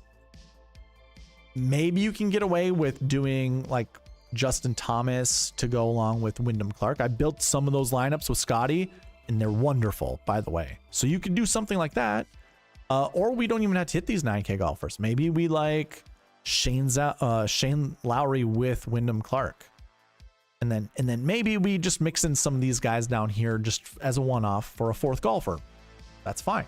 That's no big deal. You can do that. But this might be one of those buckets where you just want to find 2 golfers from. Unless you have, like, if you have convictions on some of these guys, by all means, go with your convictions. I think that's the best way to play fantasy golf. The next bucket are last year 2s. So this is that 20 to 40 range. Golfers who finished at the Arnold Palmer Invitational in 2024, somewhere between that 20 to 40 finishing place range. We want 1 to 3 golfers from this bucket. And I think it's kind of a no-brainer. Now, I will also note there have only been 2 golfers any given year to be in the optimal lineup. Or say no more than 2 golfers. This might, I mean, look at the golfers in here. We have Rory, we have Xander, we have Ludwig, Cantlay, Burns. Those 5, you know what? I'm not going to include Burns. I do like Burns. I know like Shot Like Harden likes Burns. I know we have people in this chat that like Sam Burns. But I'm just going to put those 4 golfers. I'm going to highlight these 4 golfers and put them kind of in a tier of their own. And just say any and maybe all 4 of those golfers could finish inside the top 10. But this kind of goes along with what I was just saying. The projection is 1 to 3. And it is very likely you can only play maybe one of those guys. Because if you're not getting, say, Cantlay or Ludwig, you know, it doesn't even matter. It's if you don't have 2 of these guys inside the top 5, they may not pay off their price tag. They may not. Not saying they can't, they just may not. You would have to have some of the lower price guys, you know, win this event or finish inside the top 5 to kick out some of the other higher priced golfers, you know, into like the 6 to 10 range or even after, in order to make it available for these guys to be able to play and win a GPP. So just keep that in mind. Course History 2 is the next bucket to look at. This is a 2 to 4 bucket. It's really close to being 1 to 4, and I actually think I have that in the optimizer as 1 to 4. So we have Xander, Ludwig. We just saw them in the last bucket we were looking at, the last year 2 bucket. Then JT and Matsuyama, who were in the last year 1 bucket. Zalatoris, Keegan, Hovland, as Dave Dean just mentioned. Corey Connors, Jason Day, Sahith, Benny Ann, Eckroat, and Harris English. Those are all golfers we were just talking about in the last year 1 or last year 2 bucket. So there's a few. There's 13 that I count. 13. So all this says, it doesn't guarantee one of those golfers is going to finish inside the top 10. It just increases their chances of finishing inside the top 10. That's really what you guys got to figure out. Who do you like? This is a 2 to 4 projection. So really, I mean, shoot, if you like Xander, if you like JT, you could put them in a lineup together. And quite frankly, you could also put another 9K golfer. If you start with Xander at 10-1, it is very doable to go 10-9-9. You can certainly do that. If you don't like that, and maybe you want to follow Dean's or Dave's footsteps and go with Victor Hovland, there you go. There's a good reason to do so. And you actually have room for one more golfer. So if you want to be like safe and go with Adam Scott, if there is a such thing as being safe with Adam Scott, you certainly can, or any of these other golfers. That's available to you guys. Moving on to the next 2 buckets, recent form 1 and recent form 2. We have a 1 to 3 bucket and we have a 1 to 4 bucket. Okay. 1 to 3 and 1 to 4. So all this is saying for these buckets, recent form 1, this is the best recent form that you can have in any of these fields. It is averaging a win up to 20th place. And we actually have 9 golfers in this bucket. I think right away I just kick out Nick Taylor. I don't even think twice about him. He doesn't fit in with the rest of these golfers. And if this is a bucket that we want somewhere between 1 to 3, I'm easily kicking Nick Taylor out, easily, because I have the decision to choose between Scotty and Rory. I think that's one golfer easily, either one of those is going to finish inside the top 10. And then I have a good chunk of golfers to select from right here. We have Colin Morikawa, Patrick Cantlay, Justin Thomas, Tommy Fleetwood, Russell Henley, and Akshay Bhatia, who I do like Akshay this week. In fact, all of those golfers, except for Akshay, are inside the top 10 of the Sweet Spot model. So this is a definite, yes, we're going to have at least one golfer from this bucket to be inside the top 10. That just, duh. But there are only 9 golfers right here. It's just your choice. You want to play 2? Can you play 2? Can you play 3? We shall see. The next bucket, recent form 2. This was a 1 to 4 bucket. We want somewhere between 1 to 4. And this is more like it. This is a bucket that doesn't have very high tier golfers. So we have to decide, do we like Matsuyama or Burns that much? Because them just being 9K and above makes it a little challenging for lineup builds, especially when the last bucket we just looked at had the 2 highest priced golfers in the slate and you wanted to select 1 to 3. Makes it a little easier choosing one of those guys. Now, do we want to pair them up with another 9K golfer? We certainly have our pick of 8K golfers. There's quite a few in this bucket, as well as 7K golfers and 6K golfers. So I'm actually really curious about some of these 6K golfers, like Cam Davis. I like Harris English. I built a couple really good lineups with Harris English. Kind of like Sam Stevens this week as well. I'm not going to sleep on Dietrich or McCarthy. I don't mind Grazerman, but I think what I saw last week, we were all, I was watching Byron talk about, I was going to say I was watching Byron. I was watching Grazerman finish his round Friday, and I was also paying attention to the Twitter/X feed of everybody needing Grazerman to birdie in order to make the cut. Well, he ends up making an eagle and makes the cut pretty easily. I shouldn't say easily, but it gave him enough breathing room where he didn't have to worry about the cut getting up to -4 or whatever. He ended up making the cut at -5, so he was well inside the cut. But I don't know, it was very lackluster, almost like he was fatigued, like Ben Griffin should have played like him. But I don't know. I don't mind him. He's 15th in my model at $7,100. That's a value, and he does show up in the optimizer quite a bit. So again, this week I'm going to try to be as least biased as possible and just be like, okay, it's fine. It's fine. We can play some of these guys. Not a big deal. So anyways, yeah, you got some decisions to make here. 1 to 4 is going to be the projection. And I really have no strong takes one way or the other. I really like Zalatoris to begin the week. But I think just hearing all the swing changes he's doing to alleviate, the pressure and stuff from his back, I don't know. It's hard. It's challenging to be comfortable playing one of those golfers. All right.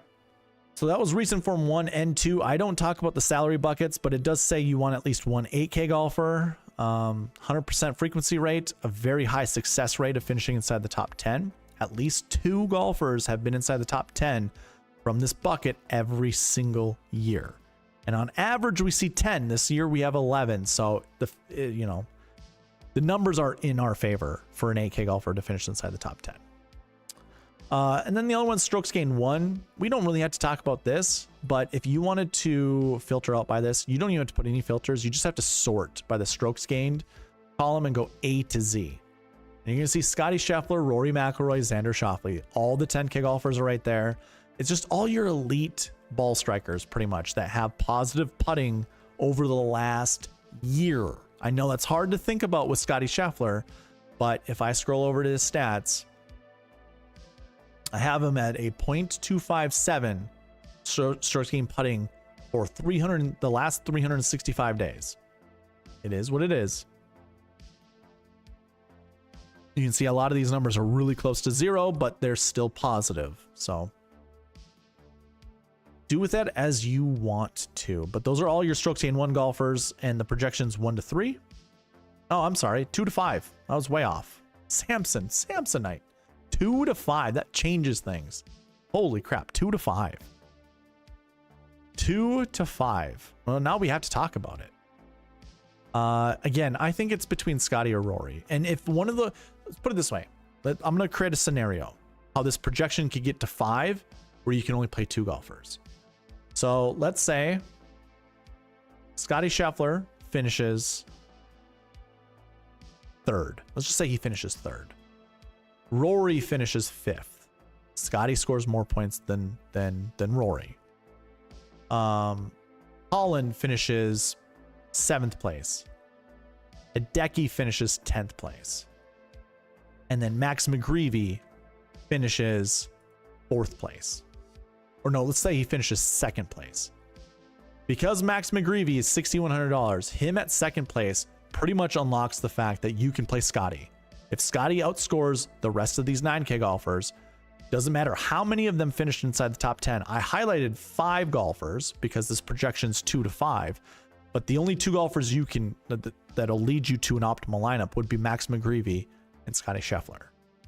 So that is a scenario where 5 golfers from this bucket could finish inside the top 10, which would satisfy that maximum projection.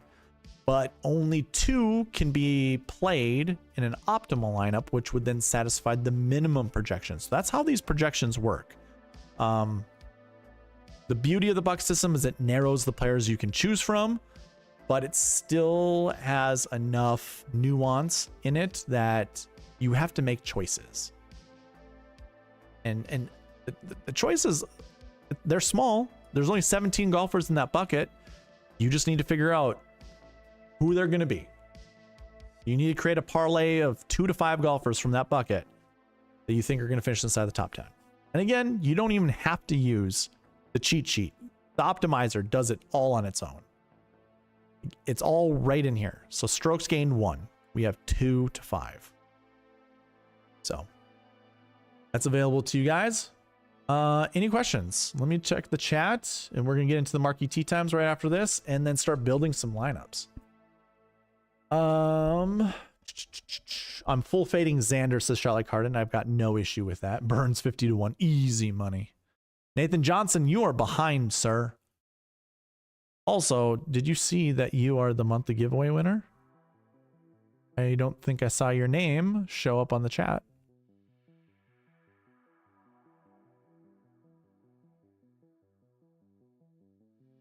But make sure you are live. Hit the little live button right down here to not miss out on certain spots that you can be. Okay. Bring this back up. Sam Stevens is on DK's in Puerto Rico and Arnold Palmer International Fields. Yeah, he said he's gonna pull a graveyard shift and try to play at both golf courses. No, I'm kidding. Sam Stevens withdrew from the Puerto Rico Open, so be on the lookout for that. On my cheat sheet, by the way, again, Puerto Rico is loaded in here, and the top guy is Nicholas Norgard Moeller. It is not Sam Stevens. He'd be up there. So too would have Andrew Novak, but he's also not up there. So I removed all the golfers I could that withdrew. Let's see. Phil Smart goes, Xander gonna go off and everyone gonna be pissed they faded him. I've seen this script before. Could happen. One recent win had 3 8Ks. Maybe that how we build 3 8Ks this week. I don't sure.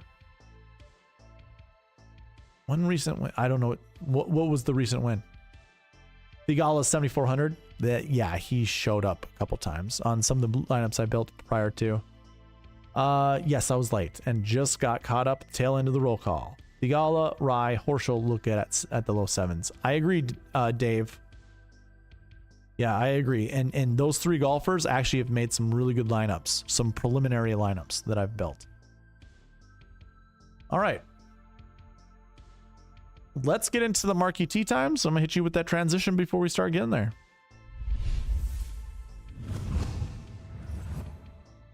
If you are on the cheat sheet, all you got to do is go under this group rank. Our columns will be different, but go under group rank, sort A to Z. And the Arnold Palmer has groups pairing off in twosomes. So there's no threesomes here, and that is fine.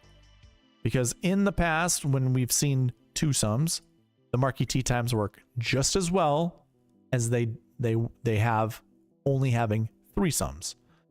So in the twosomes we see, let me zoom in for you guys, because why not? I can fit them all on one sheet. Here are all the groups.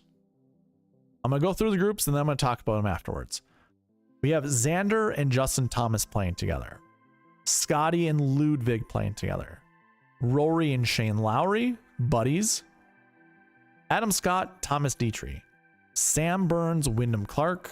Colin Morikawa, Keegan Bradley. Tommy Fleetwood, Cam Young. Hideki Matsuyama, Victor Hovland, and Sung J M, Aaron Rai. Those are your 9 groups. Now, with these Marquee Tee Times, you want to select 2 to 4 golfers from the Marquee Tee Times, and we want to anchor our lineups around them. So find 2 to 4 groups and only select 1 golfer from those groups. So that very first one, and this is the beauty of this too, why I love this. I'm going to go with group 2. This breaks my heart. I wanted to build some Scotty and Ludwig lineups. I don't care that one was 12,000, the other one was 9,900. You're going to see that the optimizer actually likes building lineups with Scotty in it with Xander Schauffele, 10,100. And there have been some lineups I built that started Scotty Rory, and I did not try to do Scotty Rory together. So keep that all in mind. Like those are all. So it is possible that you could have those high price guys. But again, it breaks my heart that I can't do Scotty and Ludwig together because I like both of those golfers quite a bit. So now for me, how I look at this, you guys don't have to agree with me. You really don't. And I'm not even saying this is what you guys should think. But how I feel about this only enforces my idea that Scotty Scheffler or Ludwig is going to finish inside the top 10. And they really, both of them can. You know, the sweet spot process follows these rules. And just like looking at all the other buckets, so if Scotty finishes first, Ludwig finishes 9th, despite both of them finishing inside the top 10, and it kind of breaking, you know, not so much breaking anything. It's just when I say you can only play 1 guy from each group, well, yeah, you could play Scotty and Ludwig together and they would give you good point totals. But we are also at the same time chasing the optimal lineup. We're trying to target the optimal lineup.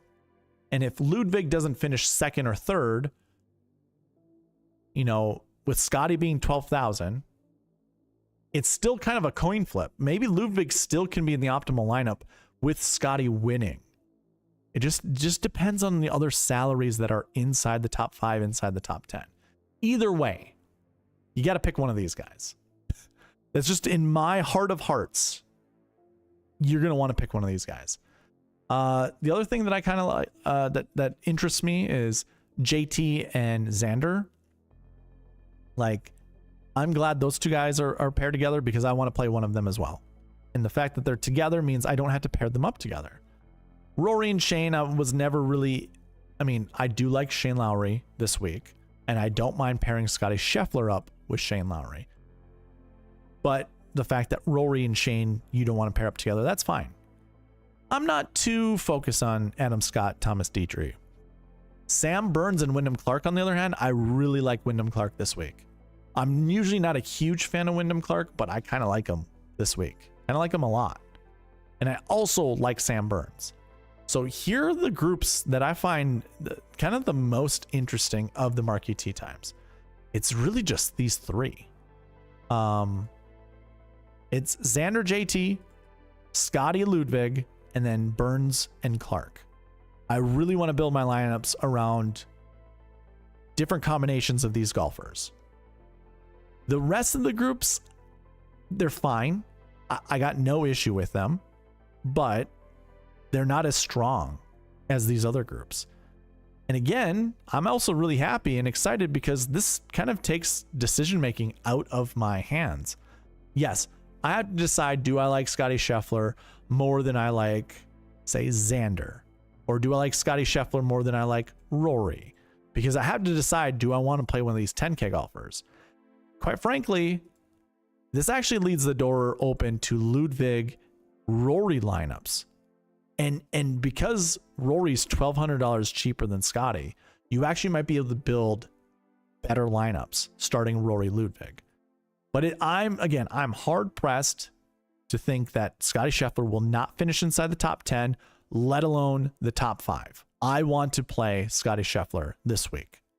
So that means I'm kind of going to cross off Ludwig for a lot of my lineups. And that opens the door for me pairing up Scotty with JT. Going 12-9-4 is not a bad thing. But I could also go, here's what I could do. I could go Scotty, JT, Wyndham Clark. Could do those three golfers together. That would be just fine. I also like the idea of going Scotty, Colin Morikawa, maybe Shane Lowry. If not Shane, maybe Wyndham Clark. So that's 10-9-8. Really, it's 12-9-8. But I could also just not go with Colin Morikawa.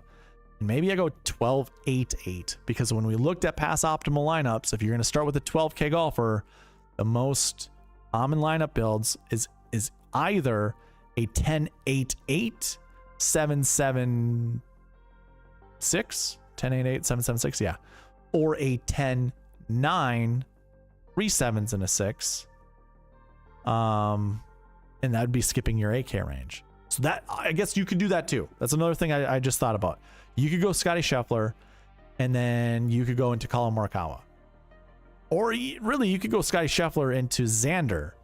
You do those two guys, skip the rest of these guys, and just scroll down to here and find 4 7K golfers or 3 7K golfers and a 6K to put in your lineups. You could do that. It still fits the rules.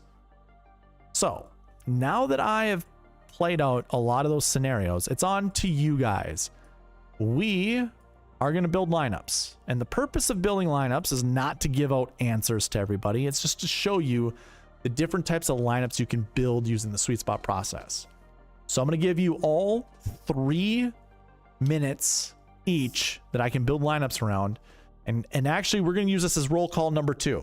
I want you to find 2 to 4 golfers from the Marquee Tee Times that you see on the screen, 2 to 4 golfers that you want to play your line, or you want to build lineups around. And this will count as roll call number 2.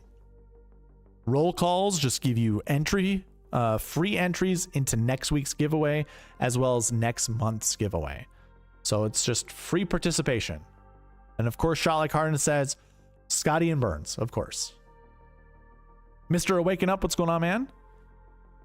Your GPP tool had 3 8Ks. That's right. There's also a lineup where you could do three 8K golfers.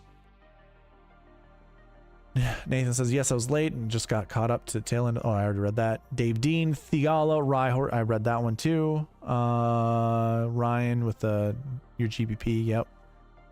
Mr. Waking Up says, I got Scotty, Oberg, JT lineup. Well, sir, we need to make a change.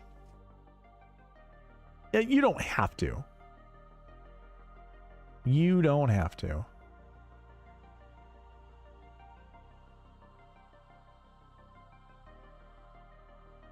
We are also 10 likes away from giving out 5 free memberships to the channel. 5 free white tier memberships. So if you haven't hit the like, do so. This is something that will also go throughout the week. So if we don't do it tonight, just means I'm not going to give out 5 memberships tonight. But if we get to 25 likes throughout the week, I'll give out 5 free memberships next week during the players, right? No. Yeah, it would be the Players, isn't it? Yeah, it is. The Players Championship. If you change it, we'll win, and then you have to live with that. If you change, it will win, and then you'll have to live with that. Johnny 2 Bets wants Scotty and X. Ooh, I like that. JT and Rory for Nathan. I like that as well. Lombardi Lee's he's doing the Lombardi Lee thing. He's finding those mid-tier guys and just letting the bucket or the optimizer find the 10K golfers. Okay. Let me go ahead and add this to the giveaways. This is roll call number 2. So again, if you're late to the party, for roll call number 2, you just give me 2 to 4 golfers you want to build your lineups around. So shot like Nathan, Lombardi, John Bizzle, Johnny 2 Bets.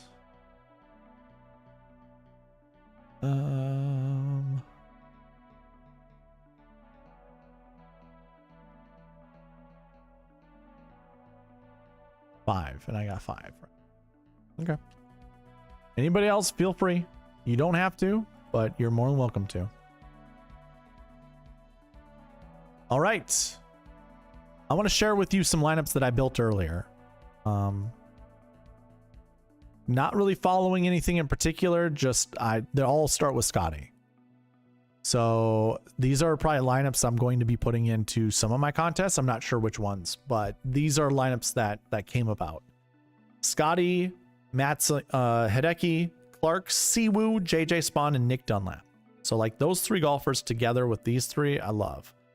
Scheffler, Morikawa, Clark, Scott, and Harris English.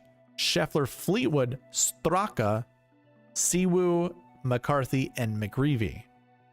So Max McGreevy shows up a ton, by the way. Max McGreevy shows up a ton. Aaron Rye shows up a ton. So Dave Dean with Rye, that showed up. Aaron Rye did. So did Sahith Theegala. I actually kicked out Sahith Theegala in a lot of these lineups. But you're going to find out that the optimizer likes Sahith. It likes JJ Spawn. It likes Wyndham Clark. It likes Ben Griffin, by the way. That's about it. You guys are going to see how frequently the optimizer selects certain golfers. So here is the one ask that I have for all of you. When I start building lineups, if there are golfers you don't like, just tell me you want those golfers kicked, and I will kick them. I got no issue with that. So just let me know. Okay. So I'm going to pin the first lineup that I see. And we're going to start building lineups. Shalik Harden, you are first, sir. And I'm putting that timer on as soon as you say let's go. Or LFG. I know that's how you're going to, I know that's what you're going to do.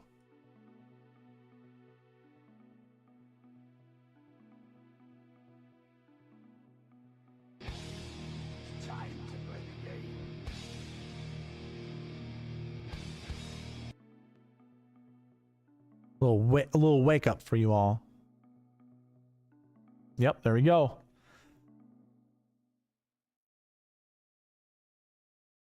Here we go. Oh, I didn't even lock in your guys. Rookie mistake. Scotty and Burns.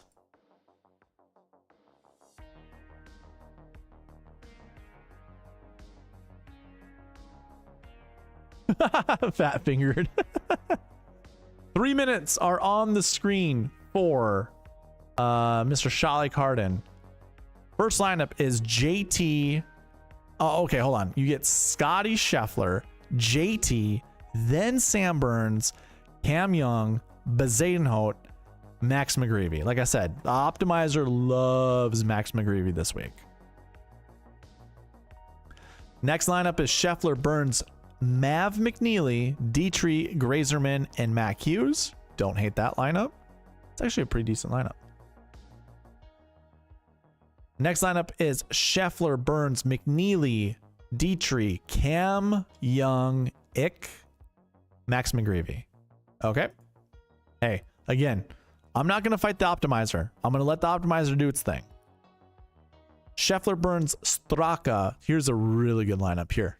You know what? I might have built that lineup, but because I did, you get one of these.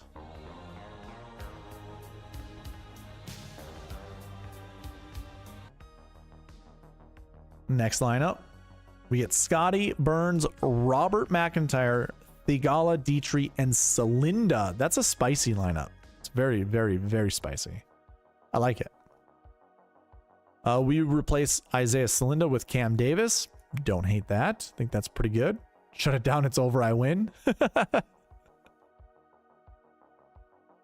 Scheffler, Fleetwood, Burns, Dietrich, Poston, Chris Kirk.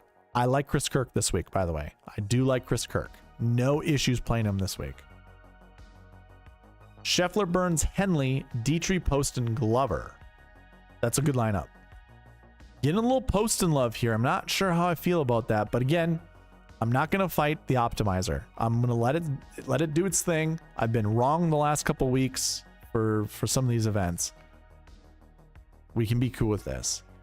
Here's a bit more of a balanced lineup. This is a 10, 9, 4 7s, and a 6. Tom Kim, Dietrich, Grazerman, Brian Harmon. Sure, why not? You know what I'm going to do? This is going to be an agreement for everyone. I'm either building you 10 lineups or you get 3 minutes of my time. That's how it's going to work out from here going forward. We can talk about some of these lineups. Scheffler, Fleetwood, Burns, Dietrich, Poston, and Jacob Bridgman. So you get an 11th lineup just by accident, but that's fine.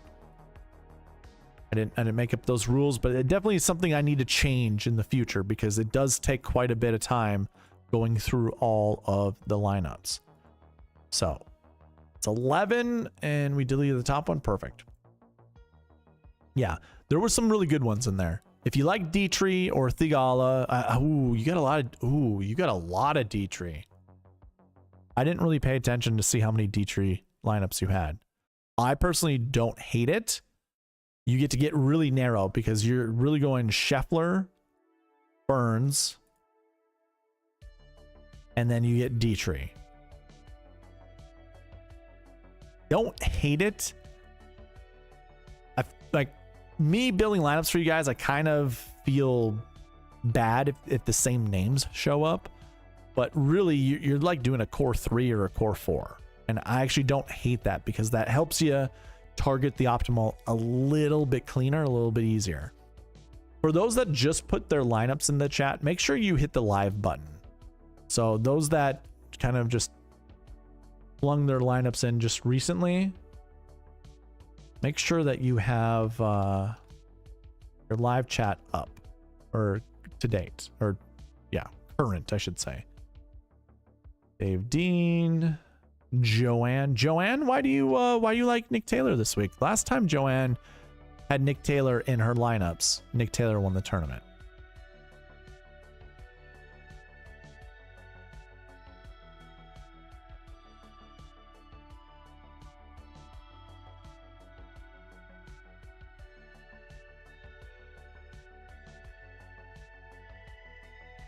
All right, that would be everybody. Cool. Like the participation. We are 7 likes away from giving out 5 YouTube memberships, 5 white tier YouTube memberships, which will not only give you access to the emojis that everyone likes to use in the chat, but you will also be able to watch the Wednesday live videos that I do. That's where I take everything I learned throughout the week, build lineups for myself while talking to you guys about my process, basically. That little hangout sesh, you could I practice what I preach. It's pretty much that what that video kind of shows you. All right, next lineup. We're actually gonna kind of change things up. Lombardi lead. Let me know when you're ready. He wants Corey Connors. Again, he's going kind of the mid-tier route and just letting the optimizer choose the 10, the 9Ks. Ooh, you like Harris English?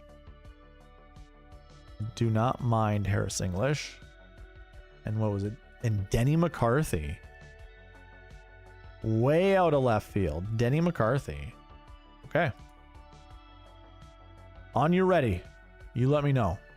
On your ready.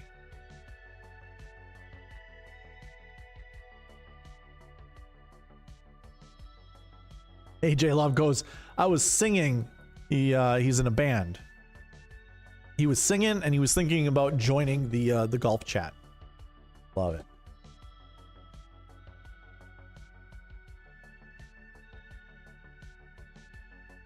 Scotty plus X plus Max Grazerman. Gray Eraser Man. Michael Kim plus Nikki T. I Cylinder is my favorite build so far. That's pretty good. All right.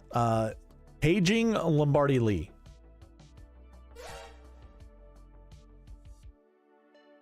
Lombardi, are you in the chat?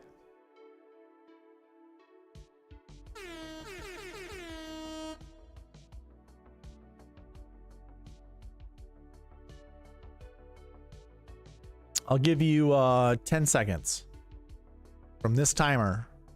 If you're not here, I'm going to go. I'm going to build you lineups.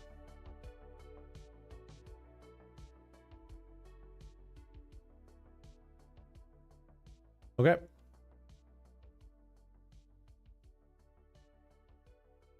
We start.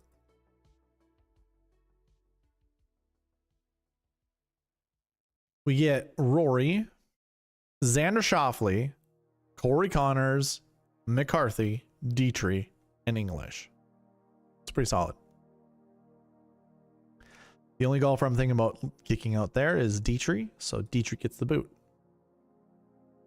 Are you logging off, Charlie Carden? Next lineup is another Rory Xander lineup, but instead of Thomas Dietrich, we get Max Grazerman, which I don't hate. I do not hate that one. But we kick out Grazerman.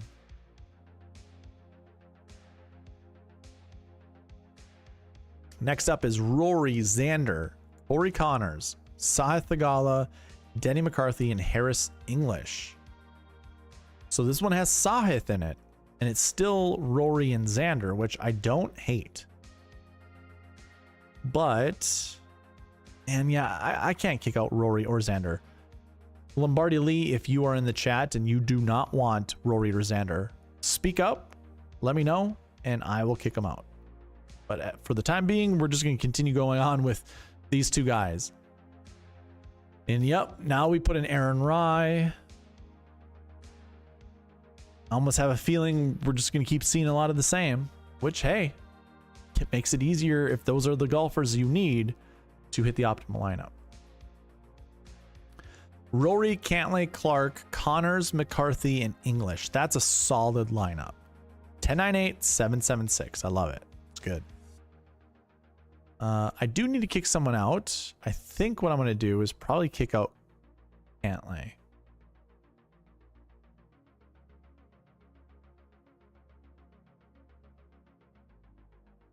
And then we get Rory Xander yet again.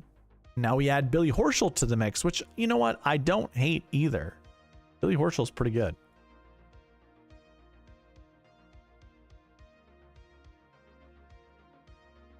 Ooh, here's a good one. We get Morikawa, McIlroy, Connors, Scott, McCarthy, and Harris English. That's a pretty solid lineup, man. 10-9, 3 7s, and a 6. I like that one. We do have to kick someone out, and I'm going to kick out Adam Scott.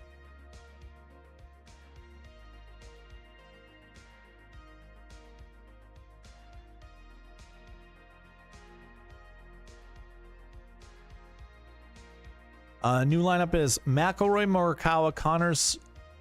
Didn't we just kick out Scott? Oh, I did Minwoo Lee, not Adam Scott. Sorry.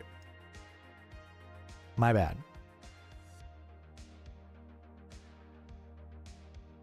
Dave, are you talking about AJ Love, or are you talking about the songs that you hear in the background of this video? McIlroy, Schauffele, Connors, McCarthy, Davis Thompson. Okay, a lot of Davis Thompson love this week, so there's a good reason. Here's a good way to get to Davis Thompson. You're having a lot of Rory Xander lineups. How do you feel about that, Lombardi? Here's another Rory Xander lineup with JJ Spawn in there. I'm going to do one more lineup for you, and it can only choose one 10K golfer.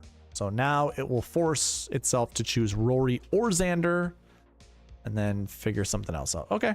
It went with Scotty Scheffler. So there's your difference maker. And then it brings in Cam Young of all people. Gross. Let me do one more. I don't know if I like the Cam Young.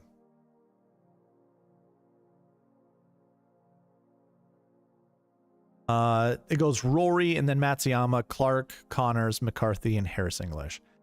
I like that lineup much more than Cam Young. So that's what we're going to do, actually. We're going to save over this one and kick that one out, because I like that one better. All right, so those were lineups for Mr. Lombardi Lee. The next one on the list is Nathan Johnson with JT and Rory. Let me know when you are ready, and we will add you. Or we'll get the timer going. I think I need to add maybe a couple people. All right, let's see. Who do I not have? Ryan, yeah. Oh, I don't need to add anybody. Cool.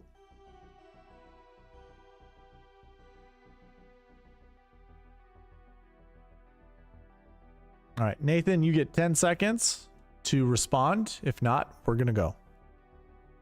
There he is. Let's do it, he says. All right.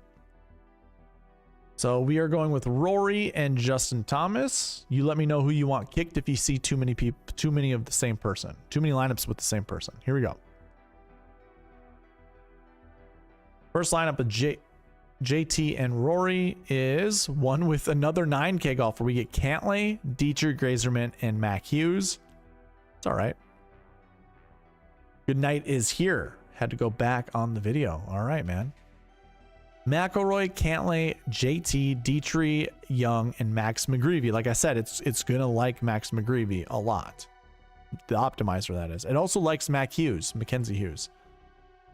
This one's a bit different, but it still has a 10 and 2 9Ks. We get Rory, Morikawa, Thomas, Dietrich, Bezuidenhout, and Nick Dunlap.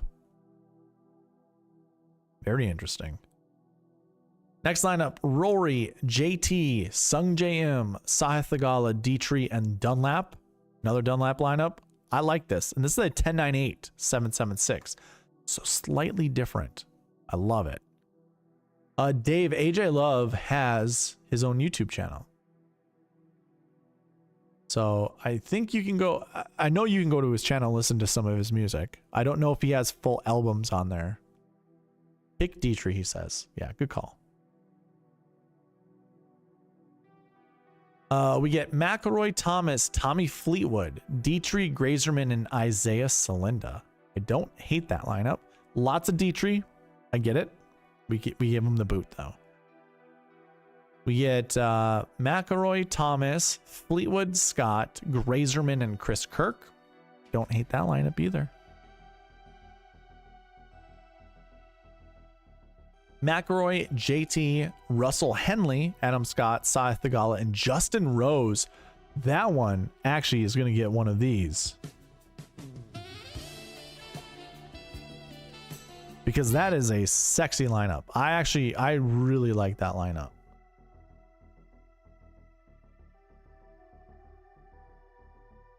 Ten, 9, 8, 7, 7, 6. And Russell Henley's a part of it, and I think that's actually a pretty good thing. We get Rory, JT, Russell Henley, Adam Scott, Sahith Theegala, and Jacob Bridgman. Remember, I'm not here to have a bias against any of these golfers, especially a Joe Highsmith. Rory, Patrick Cantlay, JT, Grazerman, Cam Young. I'm not a huge fan of Cam Young, but again, I can't, you know, be biased in these. Here's a sexy, sexy lineup.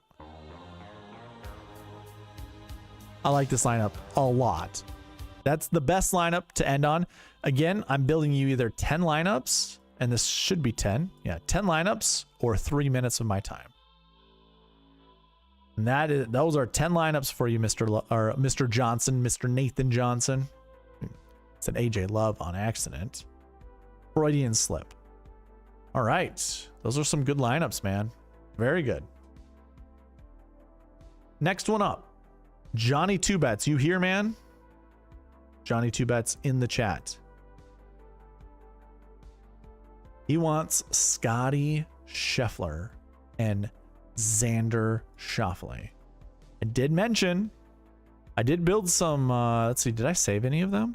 I didn't. I didn't save any of my Xander Scotty lineups. You're welcome, Mr. Johnson.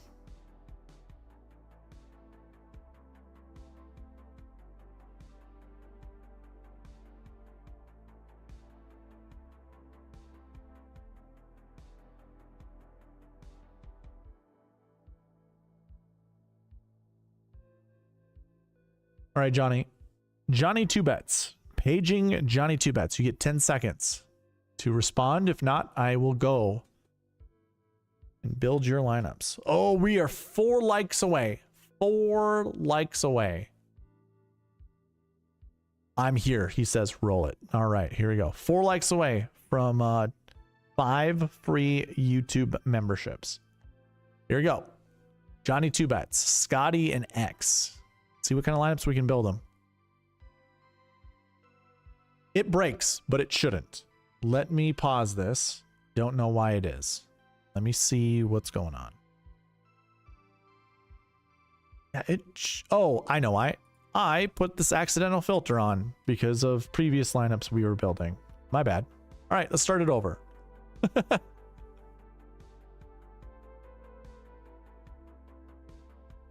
First lineup is Scheffler, Schauffele, Theegala, Dietrich, Grazerman, and McGreevy. How many maxes is too many maxes? You only have 1 max? Dietrich's going to show up a lot. Do you like Dietrich enough to keep him on your lineups? This one has Mac Hughes in it. Not terrible. We do mix up one of them, or 2 of them, I should say. We get Rye and Dunlap to go with Dietrich and Grazerman. So those golfers, Grazerman and Dietrich, I think are going to be in all of your lineups. Unless you want them, if you want me to kick them out, I certainly can. This one is super ugly, but it could work out. That's Cam Young with Bez to go with Dietrich and Grazerman. I'm going to give you some time. I want to see if you don't like this. Dietrich, Grazerman, Cam Young, and Isaiah Salinda. Yeah, so I like that lineup, but I do not like Cam Young. I'm gonna make some choices for you. Again, I shouldn't be biased, but there's so many Dietrich lineups happening that I just do not feel comfortable. Dietrich, not my favorite. 3 maxes. Here, just because you said that, let's put a max lineup together.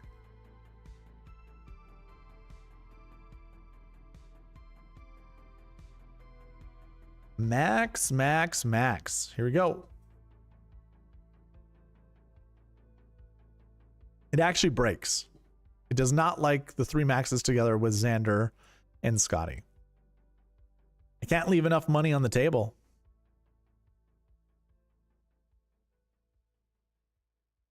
So it is a no bueno. You know what? Never mind. I'm sorry. Let's do this again. I had a filter here that we didn't have to put there. There we go. There's your lineup. Scheffler, Schauffele, Clark, and the 3 maxes. I'm just adding that to the mix just because.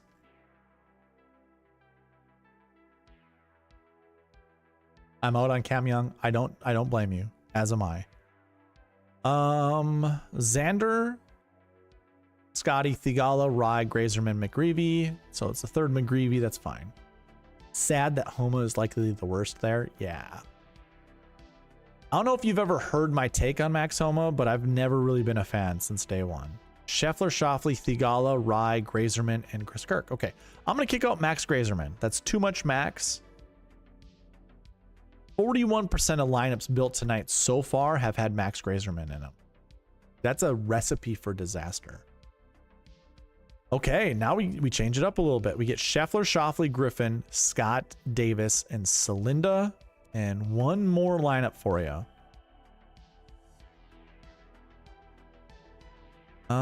Adam Scott, the Gala posted. I don't want to save that one.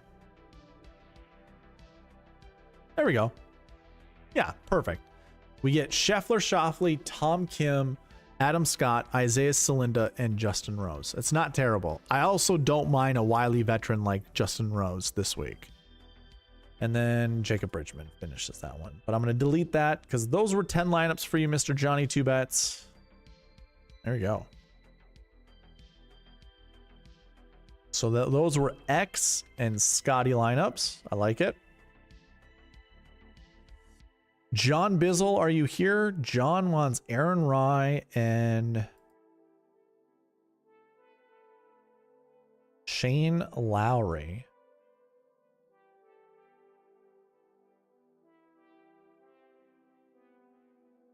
Aaron Rye and Shane Lowry. On your ready, sir. Good night. I did terrible last week. Absolutely terrible. I mentioned it in my review of the Cognizant in this video. LFG, he says. Yeah, if you want to listen to see how poorly I did, I mentioned it at the beginning of the review.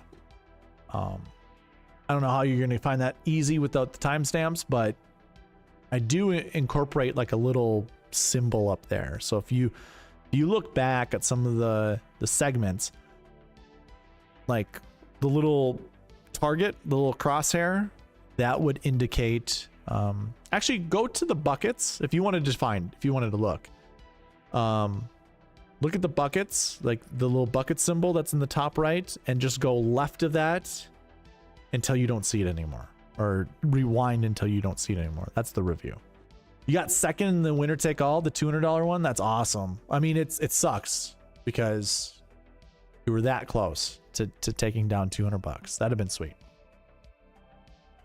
All right. He already said, let's go. So we're going 3 minutes or 10 lineups, whatever comes first.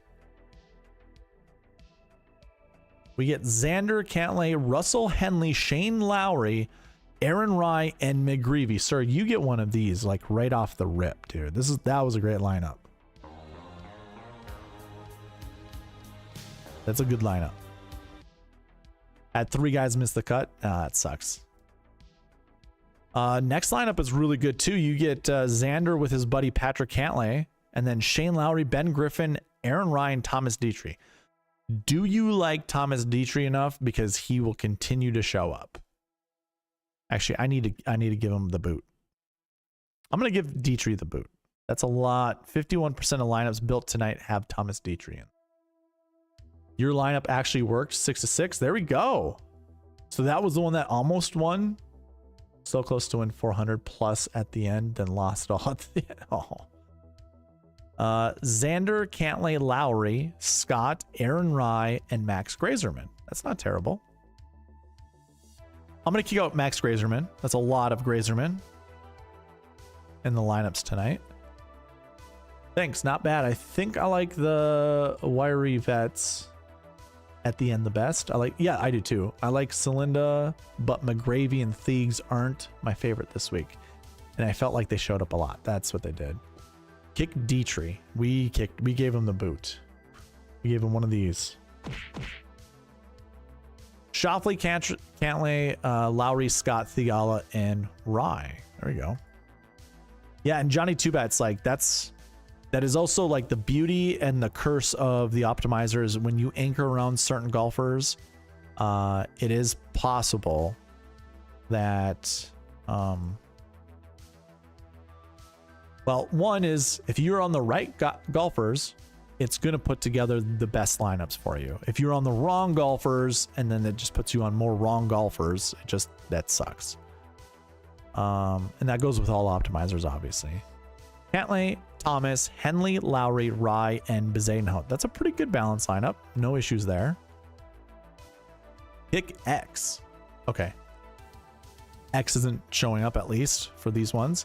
Here's a good lineup. We get a little Steven Yeager love. Cantlay, JT, Henley, Lowry, Rye, and Yeager. You know what? You get a second song, dude.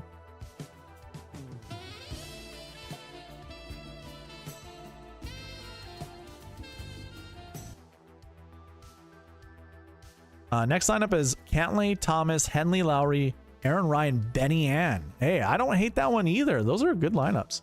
I watched the members only and you said I love this lineup, so I stole it.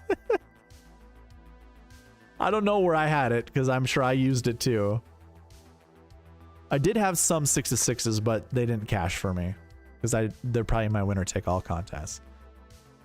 Cantlay, Thomas, Henley, Lowry, Rye, and Isaiah Salinda. I like that one as well. I got 2 more lineups to build for you. I said 3 minutes, but since I was talking to other people, we'll build some more. Cantlay, Thomas, Henley, Lowry, Rye, Harris English, and one last one. Nice lineup. Rye has a good floor. Yeah, I think so too. We get oh, you don't want X, so we'll kick X.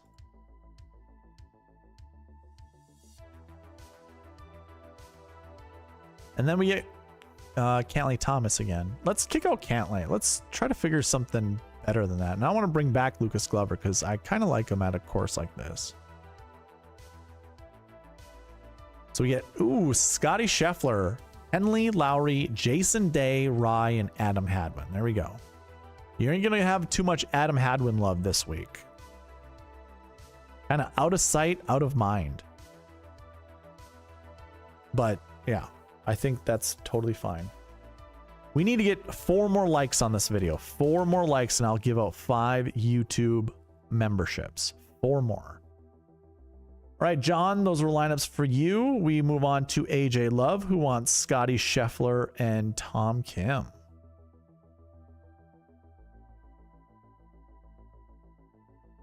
Can you add Scott for one? Which Scott? Adam Scott?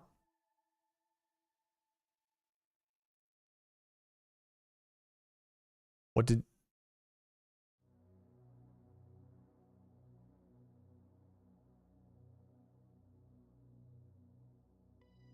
You had who? Lowry and...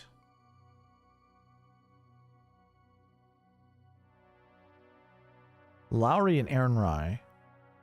Was it Adam Scott? I don't know if you wanted Adam Scott or if you want Scotty Scheffler. You had Scott for one, so I think maybe this one. So it was with Xander, but you don't like Xander.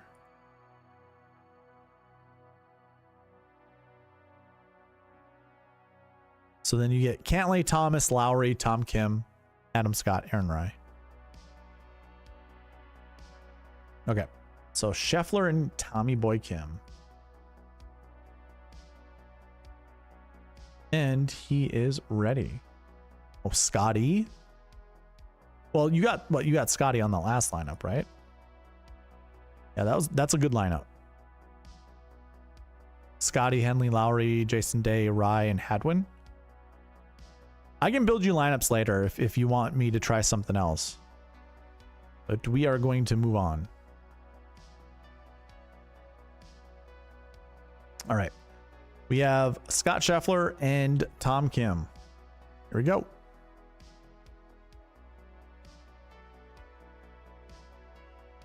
Scheffler, McIlroy, Tom Kim, Dietrich, McGreevy, and Mac Hughes. That's nuts. That's nuts. Okay, so Dietrich, McGreevy. Okay, now we change it up a little bit. We get Grazerman, Kirk, and McGreevy. You want Michael Kim added to that? Okay. I'm actually going to bring back McGreevy to have in a Michael Kim lineup. Oh, I'm not familiar where Michael Kim's price tag is.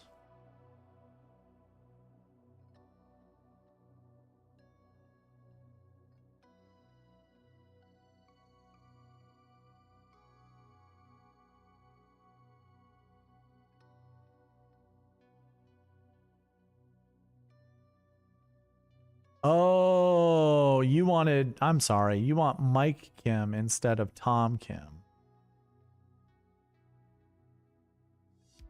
What the hell, man? Why is that name so hard for me to find? There we go. Jeez. All right, let's start over. Well, you gotta put in Mike Kim, Michael Kim. I know you said Michael Kim in a different message. Here we go. We started over. Scotty Scheffler, Xander, Michael Kim, Dietrich, Grazerman, Mac Hughes, of course. Mac Hughes is going to get the boot. All right, so I need to give him a little bit of a boost. Not going to deal with it.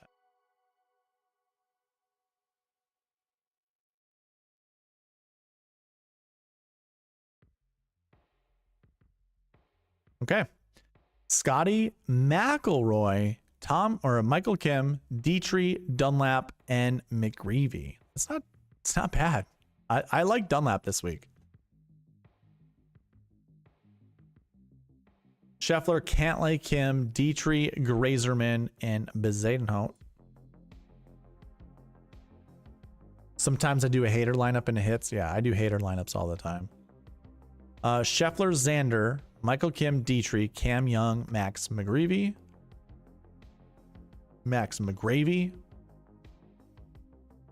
I like this lineup. You get Scheffler, Cantlay, Kim, Dietrich, Cam. Well, I don't really care for Cam Young, but Steven Yeager I like. I'm going to kick out Cam Young.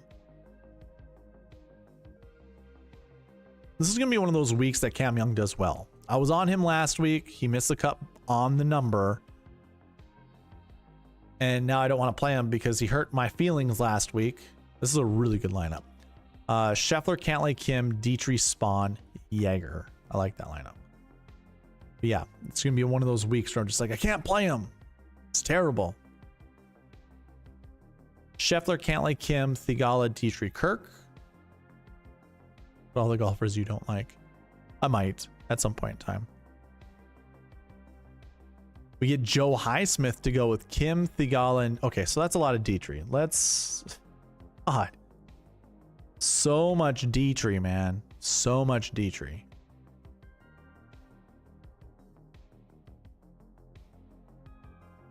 Scheffler, Thomas, Michael Kim, Adam Scott, Grazerman, and Glover. I actually really like that lineup. Pretty good. Pretty good.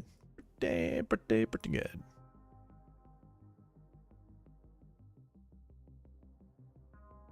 Scheffler, Thomas, Kim, Rye, Grazerman, Harris, English. That's a really good lineup too. And then the last one. Scheffler, Cantlay, Kim, Scott, Grazerman, Justin Rose. I like that one a lot.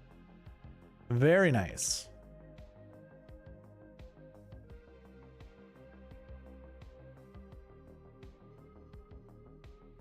All right, next lineup.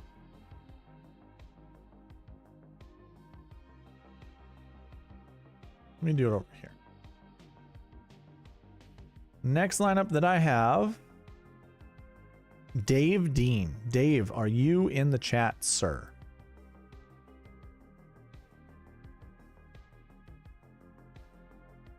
Rory and Ludwig.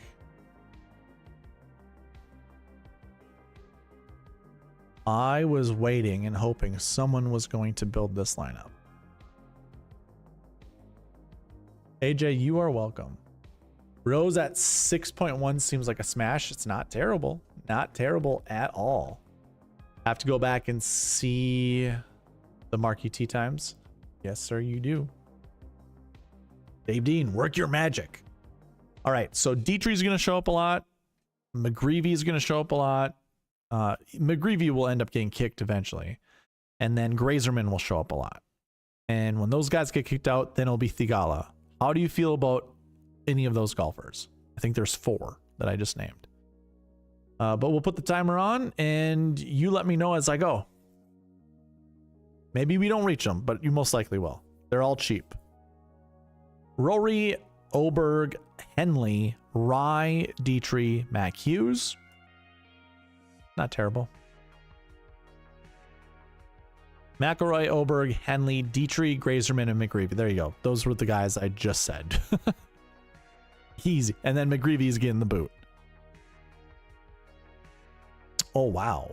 Wow. McElroy, Oberg, Thomas. So I did talk about, you know, having 3 guys 9K and above. Then you get Dietrich, Glover, and Dunlap. I don't hate it. Like, the one thing I might not truly care about is the fact that it's Dietrich in all these lineups. Yeah, there's more Dietrich, by the way. But we get a Keegan lineup. McElroy, Oberg, Bradley, Thigala, Dietrich, and Dunlap. I'm going to just kick out Dietrich. It is quite possible that Dietrich could be just a stud and plays a lot of tournaments here moving forward really, really well. So, yeah, it's possible.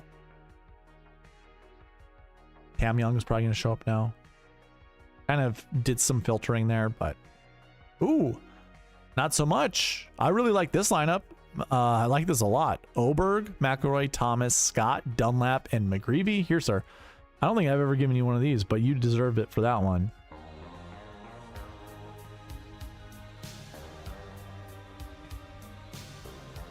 It's a good lineup.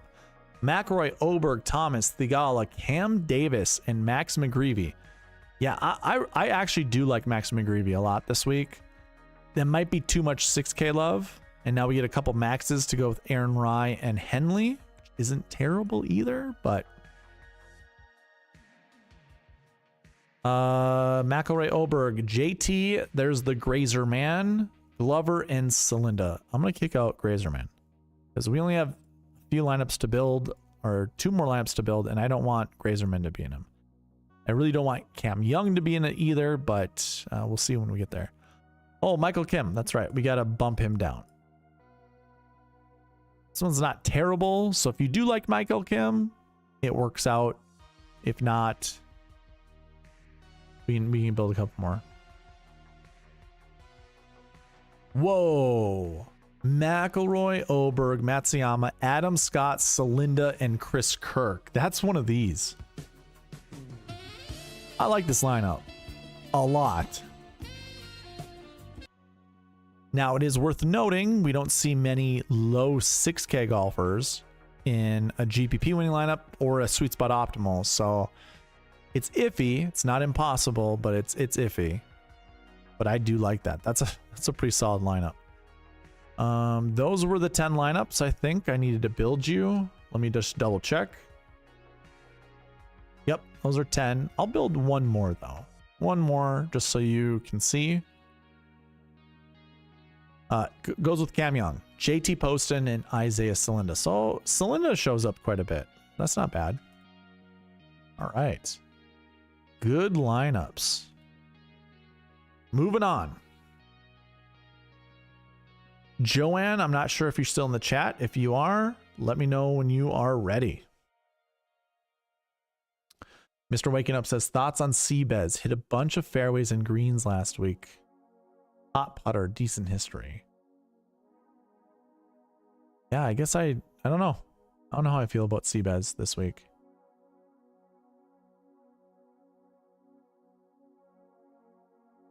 I don't know, sir. Okay, so Seabez actually is one of those golfers for me that's like, I don't want to play.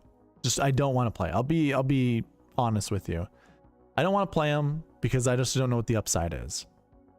But this could be one of those weeks where he just strings along bogey-free rounds of golf. Maybe not bogey-free, but mistake-free, or like he plays a really solid round of golf and finds himself inside the top 10. He could certainly do that.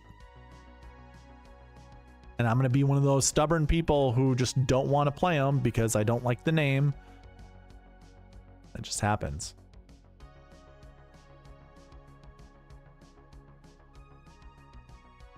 All right. Joanne, I don't think is here. So we'll go ahead and put Scotty Scheffler in and Nick Taylor. Nick Taylor.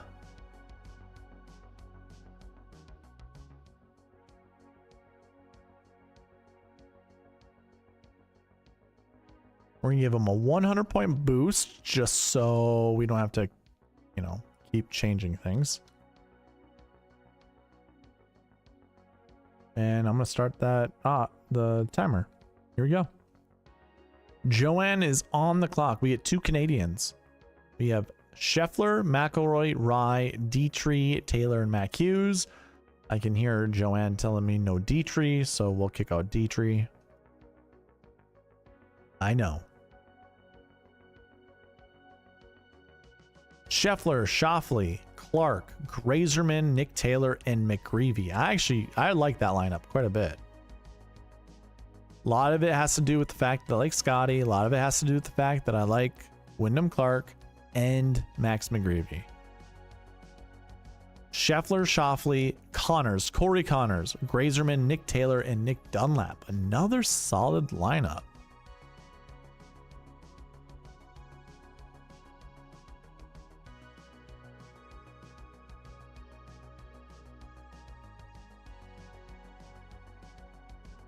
Scheffler, Cantlay, Scott, Thigala, Taylor, and Bezuidenhout. There we go. That's a good Bezzy lineup. You are welcome, Dave.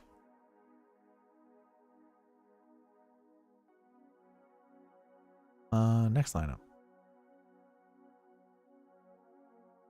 Scotty, Schauffele, Clark, Grazerman, Nick Taylor, Chris Kirk. I like it. I like it a lot. Yeah, these are some pretty solid lineups, honestly. If you like Nick Taylor, this is, hey, you can, the sky's the limit for lineups. Jacob Bridgman, Scheffler, McIlroy, Thigala, Grazerman, Nick Taylor, Adam Hadwin. 2 Canadians yet again. I'm going to actually kick out Xander. I don't want to see any more Xander. Sounds good, AJ. Have a good one, man. Scheffler, Cantlay, Adam Scott, Thigala, Yeager, and Nick Taylor. Sure. Why not? Sign me up.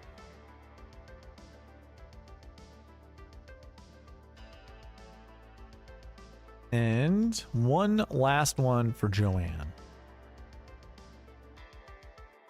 You know what?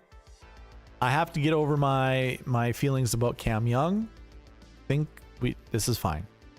And there's one more. I just want to see what it looks like. Yeah. Grazerman and Thigala. All right.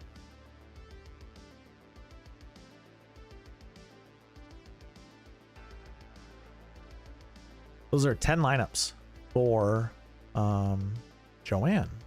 Ooh, we kind of hit a wall. Man, getting tired. Bill Smart, are you in the channel, in the chat, I should say.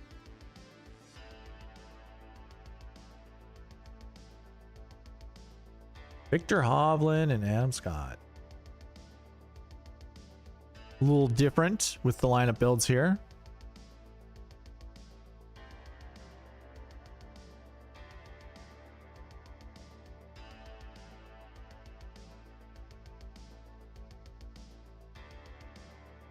You are liking a lot of lineups with 2 6Ks. Yeah, I do. I mean, I got to be careful because personally, you aren't going to find a lot of 6K golfers inside the top 10. And when you do find 6K golfers, it is kind of a hodgepodge of 6K golfers. So it's not going to be always of the same, I guess. They're not going to be very similar in salaries. Like, yeah, sometimes you'll get a 68 with a 69. Sometimes you'll get like a 68 with a 61 or a 62. And like lineups like that just make, or price tags like that make lineups so easy to play. Bill Smart. Sup, dog? No Scheffler, please. Okay.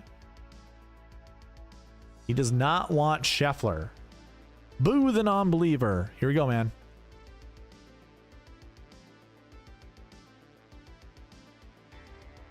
First lineup we get is Rory McIlroy, Justin Thomas, Victor Hovland, Adam Scott, Grazerman, and Nick Taylor. Oh yeah, we got to bump down Nick Taylor now. That's too much.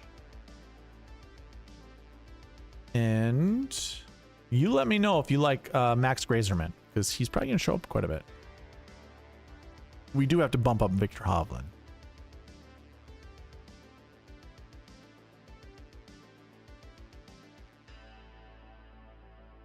Can I get a couple lineups? Good night. Yeah. I mean, I'm doing everything in order. So these are guys that have requested lineups earlier. But if you want to put a lineup in, go for it. I'll build you one. All right. This next lineup is Colin Morikawa, Justin Thomas, Victor Hovland, Ben Griffin, Adam Scott, and Grazerman. I like that lineup. That's a good lineup. I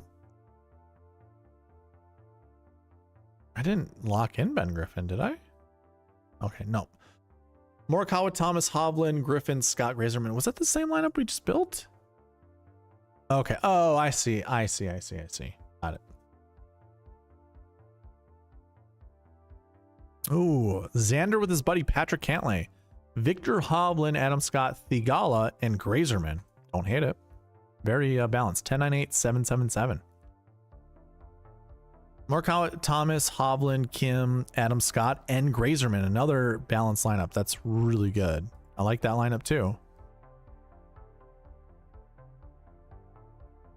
McIlroy, Thomas, Hovland, Scott, Grazerman, and Seabez. Not terrible. Let's spice this up. Chris Kirk, J Rose, and Keegan Bradley. Yeah, that's spicing it up with the most vanilla-faced golfers you could possibly put together. Morikawa, Thomas, Hovland, Pendrith, Scott, and Max Grazerman. More Max Grazerman. How do you feel about Grazerman? Do you want me to kick him out? Because I will. McIlroy, Henley, Hovland, Scott, Rye, and Max Grazerman. I'm just going to kick him out. That's a lot of Max Grazerman. He's a value play. What can we say? So too is Dietrich. They're both value plays. McIlroy, Thomas, Hovland, Adam Scott, Horschel, and Steven Yeager. I really like that lineup. That is a solid lineup.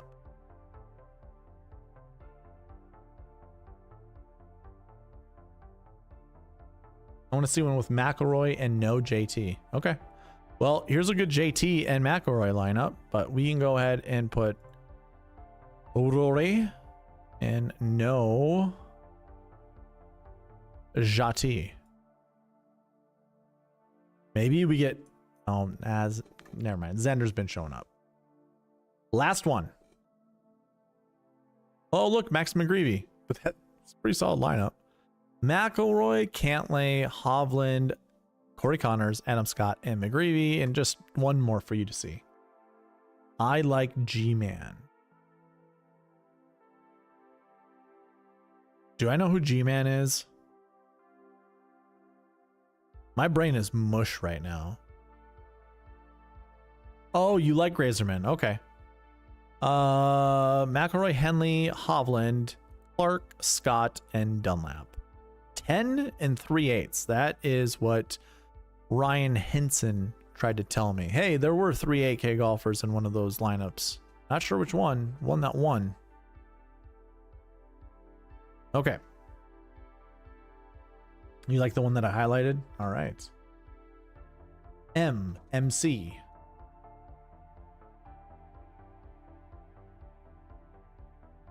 John, is your keyboard malfunctioning? You are welcome, Phil. You are welcome. All right. I have one more from the list of things to do. And then I can get to yours. Good night.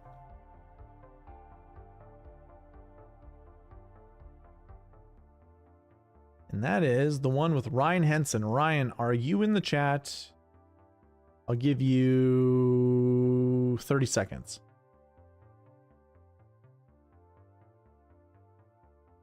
And this is my last one except for good night. That I have on the list. If anyone is in the chat and wants to see lineups built, I certainly can build them for you.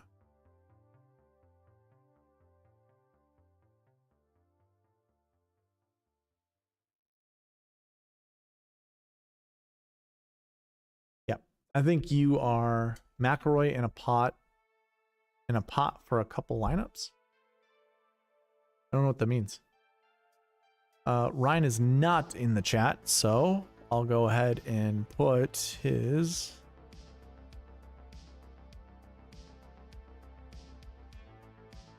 He's very specific. Rory. Windy Clark. Windy C. Min Woo Lee. Okay, Min Woo, $7,500. That ain't terrible. Probably need to give Min Woo a little bit of help.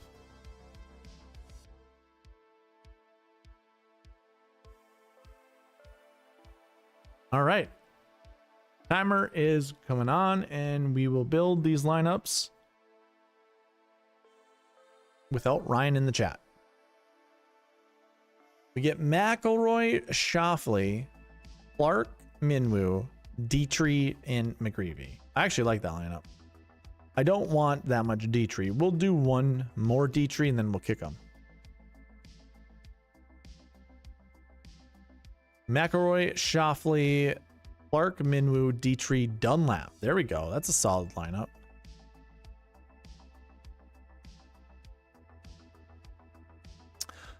Oh, Aldrich Potgieter. McIlroy, Thomas, Clark, Minwoo Lee, Billy Horschel, and Grazerman. All right. Not terrible. Not great. Not terrible. Rory, Xander, Wyndham, Ben Griffin, Minwoo, and Mac Hughes. Sure. Rory, Fleetwood, Clark, Minwoo, Adam Scott, and Grazer. Okay. All right. Grazerman's getting kicked. I already see that Grazerman's going to be played a lot. I will actually be limiting the amount of exposure I have towards Grazerman just because I see this. So I'm probably going to play him no more than maybe 11% of my lineups, probably 10, and just keep it at that. And it'll probably be a solid 10 or 11 that he'll be owned in my lineups just because of how good of a value he is. McIlroy, Henley, Clark, Minwoo, Adam Scott, and Sahith Theegala. It's all right. Not great. It's all right, though. I like this one. Morikawa, McIlroy, Clark, Minwoo, Adam Scott, and Celinda. We're going to highlight that one. It's a good one.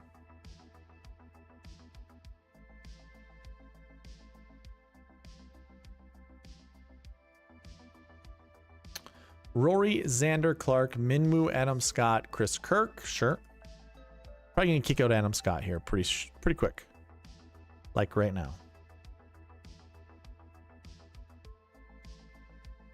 There's a part of me that's kind of scared to play Justin Rose just because the last time he played, he wasn't so good. McIlroy, Schauffele, Wyndham Clark, Ben Griffin, Minwoo Lee, and Adam Hadwin. You know what? That's fine. Save it. Last one for Mr. Ryan Henson, and it's not going to be saved there.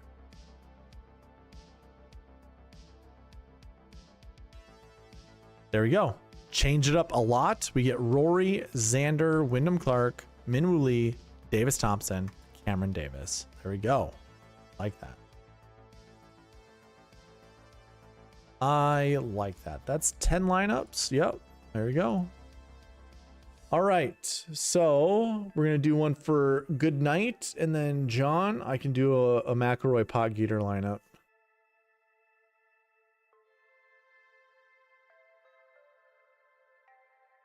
And then unfortunately, I think I'm going to call her quits because I hit the wall. I'm really tired for whatever reason. Let's see here. Chris Kirk, J Rose, and Bradley.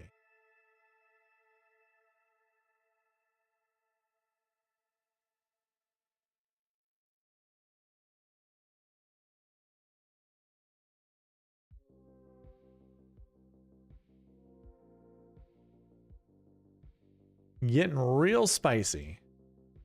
All right, here we go. You are welcome, John. All right, good night. Hopefully you're ready. I didn't give you a warning, but we're on. Scotty, Cantley, Bradley, Minwoo Lee, Kirk, and Rose. Unfortunately, we need to bring back Minwoo Lee to his original metric. Scheffler, Schauffele, Bradley, Dietrich, Kirk, Rose. We kick out Dietrich.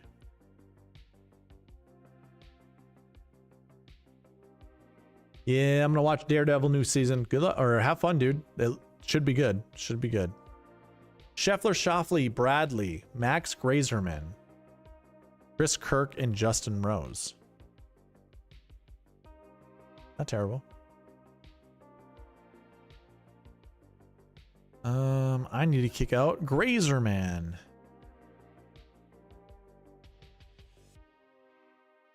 Stuck on 4 likes away.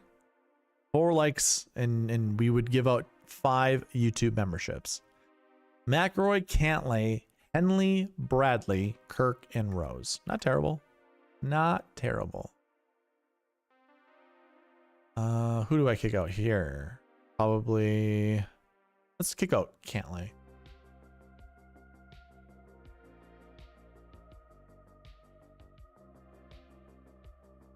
McIlroy, Matsuyama, Fleetwood, Bradley, Kirk, and Rose. Not bad. Oh, yeah, I gotta kick someone out. Who?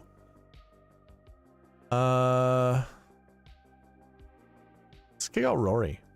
See what happens. Looks like winner to me. It might be.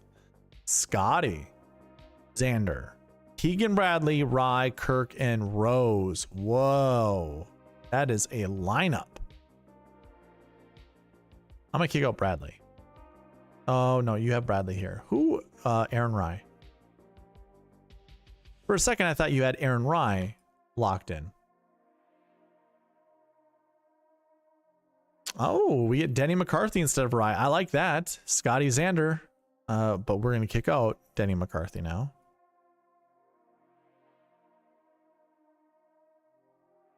Thank you for hard work. Your process helps a lot. Hey, no. Thank you. Appreciate it, that man. Hopefully one of us cashes a big old ticket today, or this week, I should say. Scheffler, Schauffele, Bradley, Horschel, Kirk, and Rose. Not bad. Not bad. It's really not trying to do like a 10-9-8. But maybe we make it. Play 1-9K. See what it does. It might break. It doesn't. It goes 10-9-8-8. We get Scheffler, Matsuyama, Bradley, Wyndham Clark, Kirk, and Rose. Wow. Okay. Let's kick out Wyndham Clark. This is the last lineup for Mr. Goodnight. Taylor Pendrith. Hey, the first Taylor Pendrith sighting of the night. And then I'll build one more and move on to the next one. Bobby Mack. That's actually a pretty good one too, man. Scott Scheffler, Matsuyama, Bradley, McIntyre, Kirk, and Justin Rose. Pretty good. Like that. All right. So John wants Rory and Pot for a couple lineups.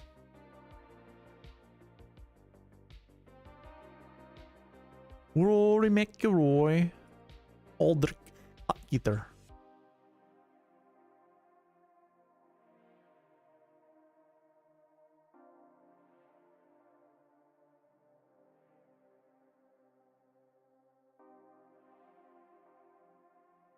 Thought he was down here. Where is he? Did I highlight him? He's 65? Yeah, there he is. We'll give him a little bit of a boost. A bit of a boost. Anybody else? No. Okay. Rory and Potts. For a couple, he says. Build you like... We'll try to build one good one. Rory, Xander, Matsuyama, Dietrich, Potgieter, and McGreevy. That's actually pretty decent. I am going to do this. Dietrich's getting the boot. Next one will be Grazerman, and then it'll be Thigala. John, good luck to you as well, man. Morikawa, McIlroy, Cantlay, Thigala, Potgieter, and Mac Hughes. I'm not saving that one. I don't care for it. This is very solid. McIlroy, JT, Henley, Thigala, Grazerman. Yeah, that's fine. I'm going to kick out Grazerman, but I really like that lineup. And that would be a lineup I'd be comfortable stop building lineups for. That was good. And I have no issue with this one. This one has high upside in my opinion. McIlroy, Cantlay, Thomas, Scott, Potgieter, and McGreevy. And one more for safe measure. That's pretty good though. McIlroy, Cantlay, Thomas, Scott, Potgieter, and Dunlap. Let me kick out Adam Scott. Adam Scott's just a staple. Like, he's just always going to show up in these lineups. And it's not that I don't like it, I just don't trust it.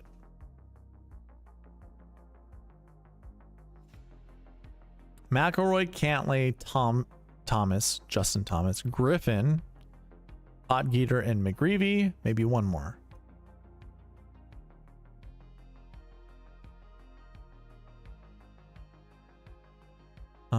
Rory, Xander, Matsuyama, come on. I was hoping we get one saucy lineup left. Daryl, what's going on, man? Just getting in. How have you been? Been good. Missed a ticket into the 555 because Knapp choked. Oh, dude. What do you think of lineups with Rory and Scotty this week? Like, both of them in it together? I have no issue with it. Talked about it during the Marquee Tee Times. This lineup is really good. McIlroy, Schauffele, Matsuyama, JJ Spawn, Potgieter, and Nick Dunlap. That's actually a really good one. A very, very good one. Yeah, that one's solid, dude. Solid. Yeah, so same lineup. Yeah, I honestly, let's see. One, I already know what's going to happen. Dietrich's going to try to be put in these lineups. So too is Grazerman, and I want no piece of either of them. Like, I know that when I get into building my own lineups, which I'll do tomorrow night, we need to get to 25 likes for me to give out 5 memberships. And those memberships will allow you to watch the video I'll post tomorrow night. But for me, I already know Dietrich's going to be put in a lot of my lineups. And just so you guys are aware, this is what my exposures are going to look like. So my exposures are going to look more like this. So 59% Scotty, 41% Rory, 33% Xander, and then it just drops down into 24s and less than 20s. Less than 20%.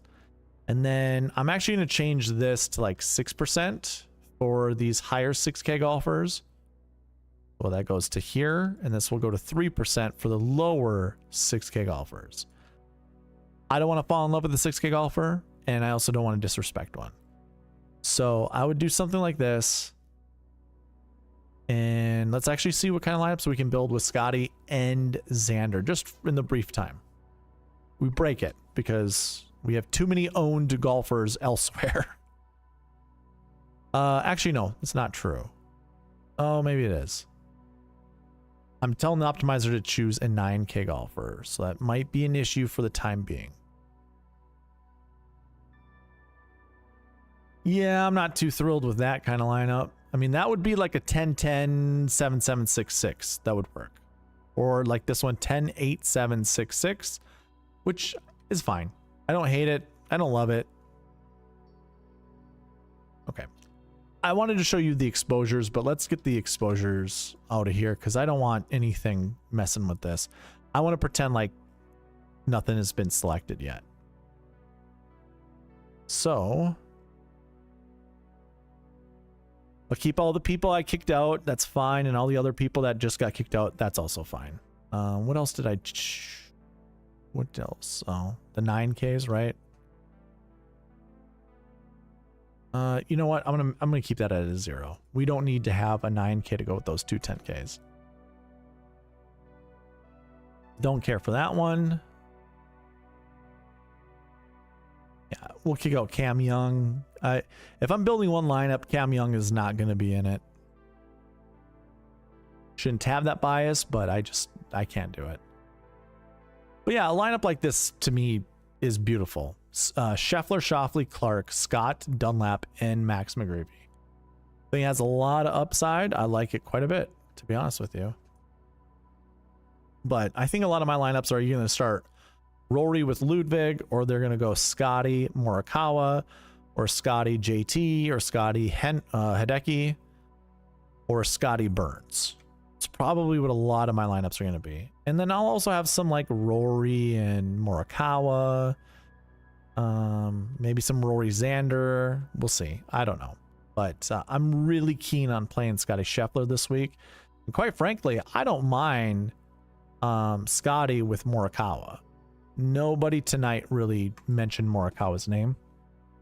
We didn't build any lineups with Morikawa in it, but we're going to get a lot of the same lineups that we just previously saw with maybe a bit more flexibility. So I'm going to go back and just kick out these guys really quickly that keep showing up over and over and over and over and over and over and over and over and over again. Grazerman gets the boot. Dietrich is going to get the boot. Like, I don't mind Dietrich. I just don't want to keep seeing him, man. Holy crap.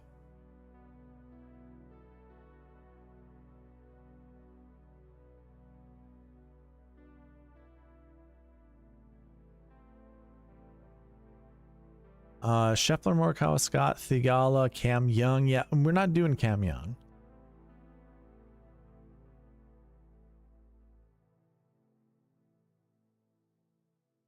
Scotty JT and Henley is my 10-9-8 in my main dummy lineup. Yeah, no, I like that.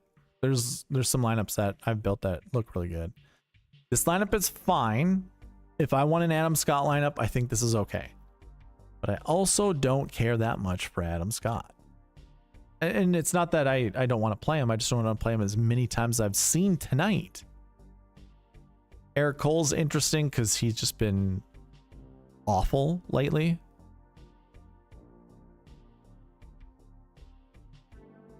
I can't save that one. That is too low price, guys. Like, just not going to happen. 10-9, 3 7s, and $6,100 golfer. That one seems decent. Not really my cup of tea, but I also don't hate it that much.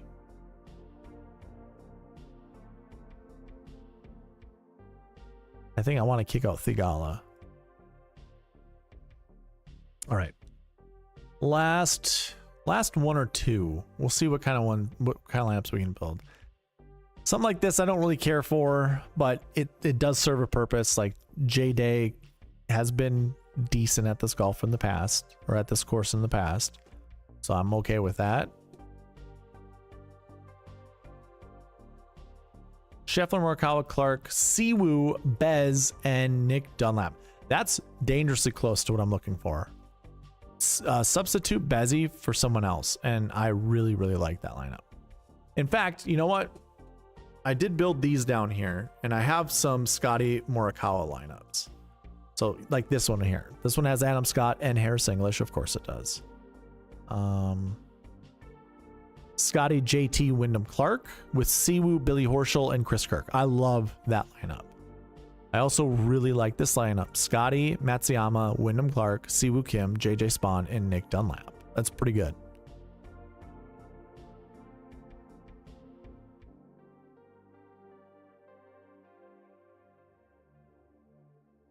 Yeah, some of these other ones are kind of eh.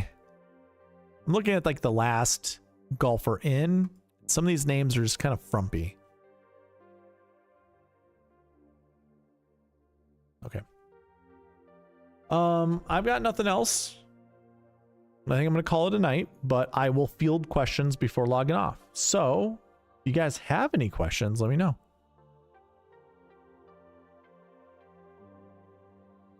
I'm going to work on the timestamps when I get done with this, and then I need to update the website to include this week's tournament. And then also look at why the Eagles and Birdies are the way they are.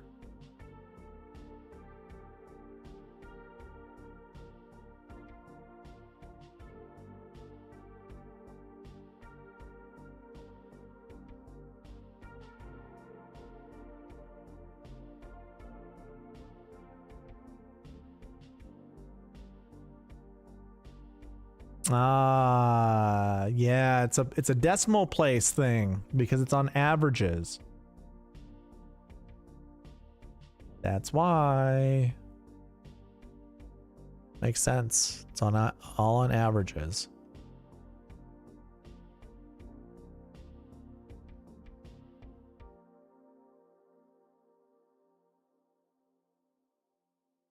.75. I wonder what year that was. There it is. It was 2024. He had one eagle in round 2. Oh, interesting. He had 2 in round 2, or he had another one in round 2 and another one in round 3.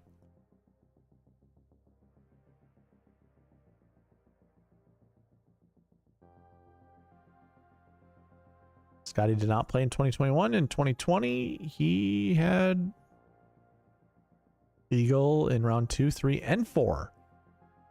What? Oh, that's right. It's averages. Averages, averages, averages. Yeah, I'm cool with averages because what averages help us do is if we're doing player props, we can look at these summary boxes and just play against them. Yeah. That works. I'm okay with that.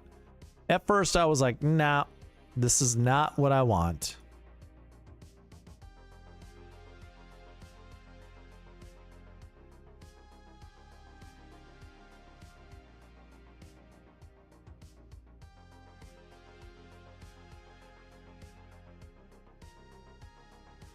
There you go. You do have to add bogeys to that, though. Bogeys need to be added in there. I just change that to be round.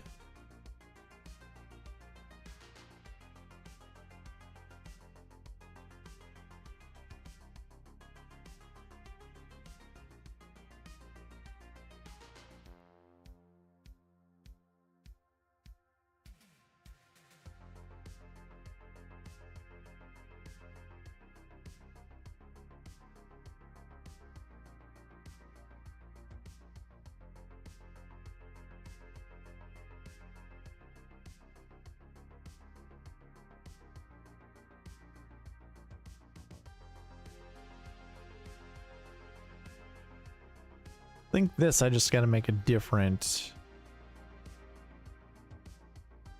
gotta make a different decimal place.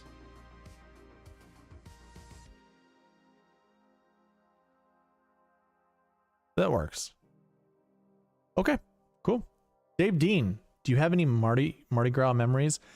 Dave, I am so sorry to report this, but I've never been to Mardi Gras. It is on the list of things to do. It's not on a bucket list of any kind, but it's definitely on the list that I'd like to experience one time. One time.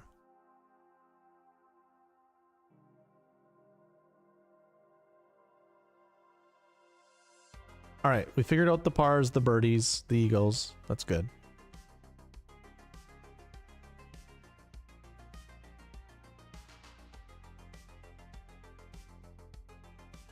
Can you see if Cantlay, JT, Colin, and Cam Davis breaks the optimal?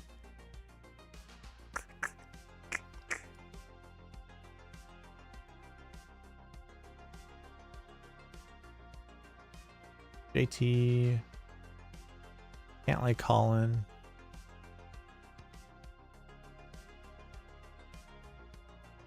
Cam Davis.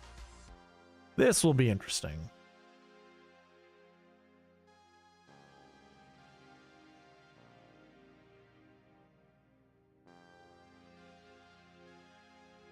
Does not.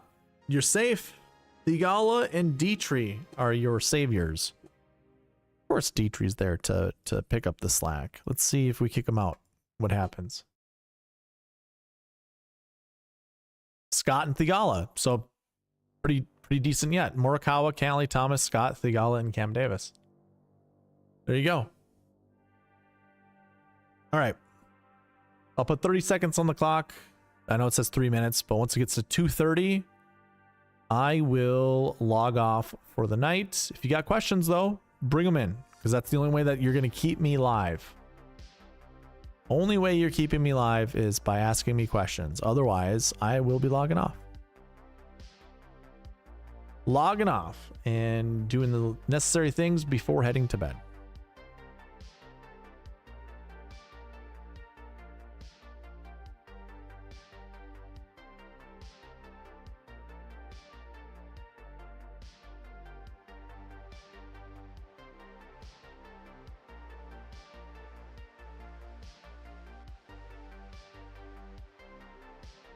Okay.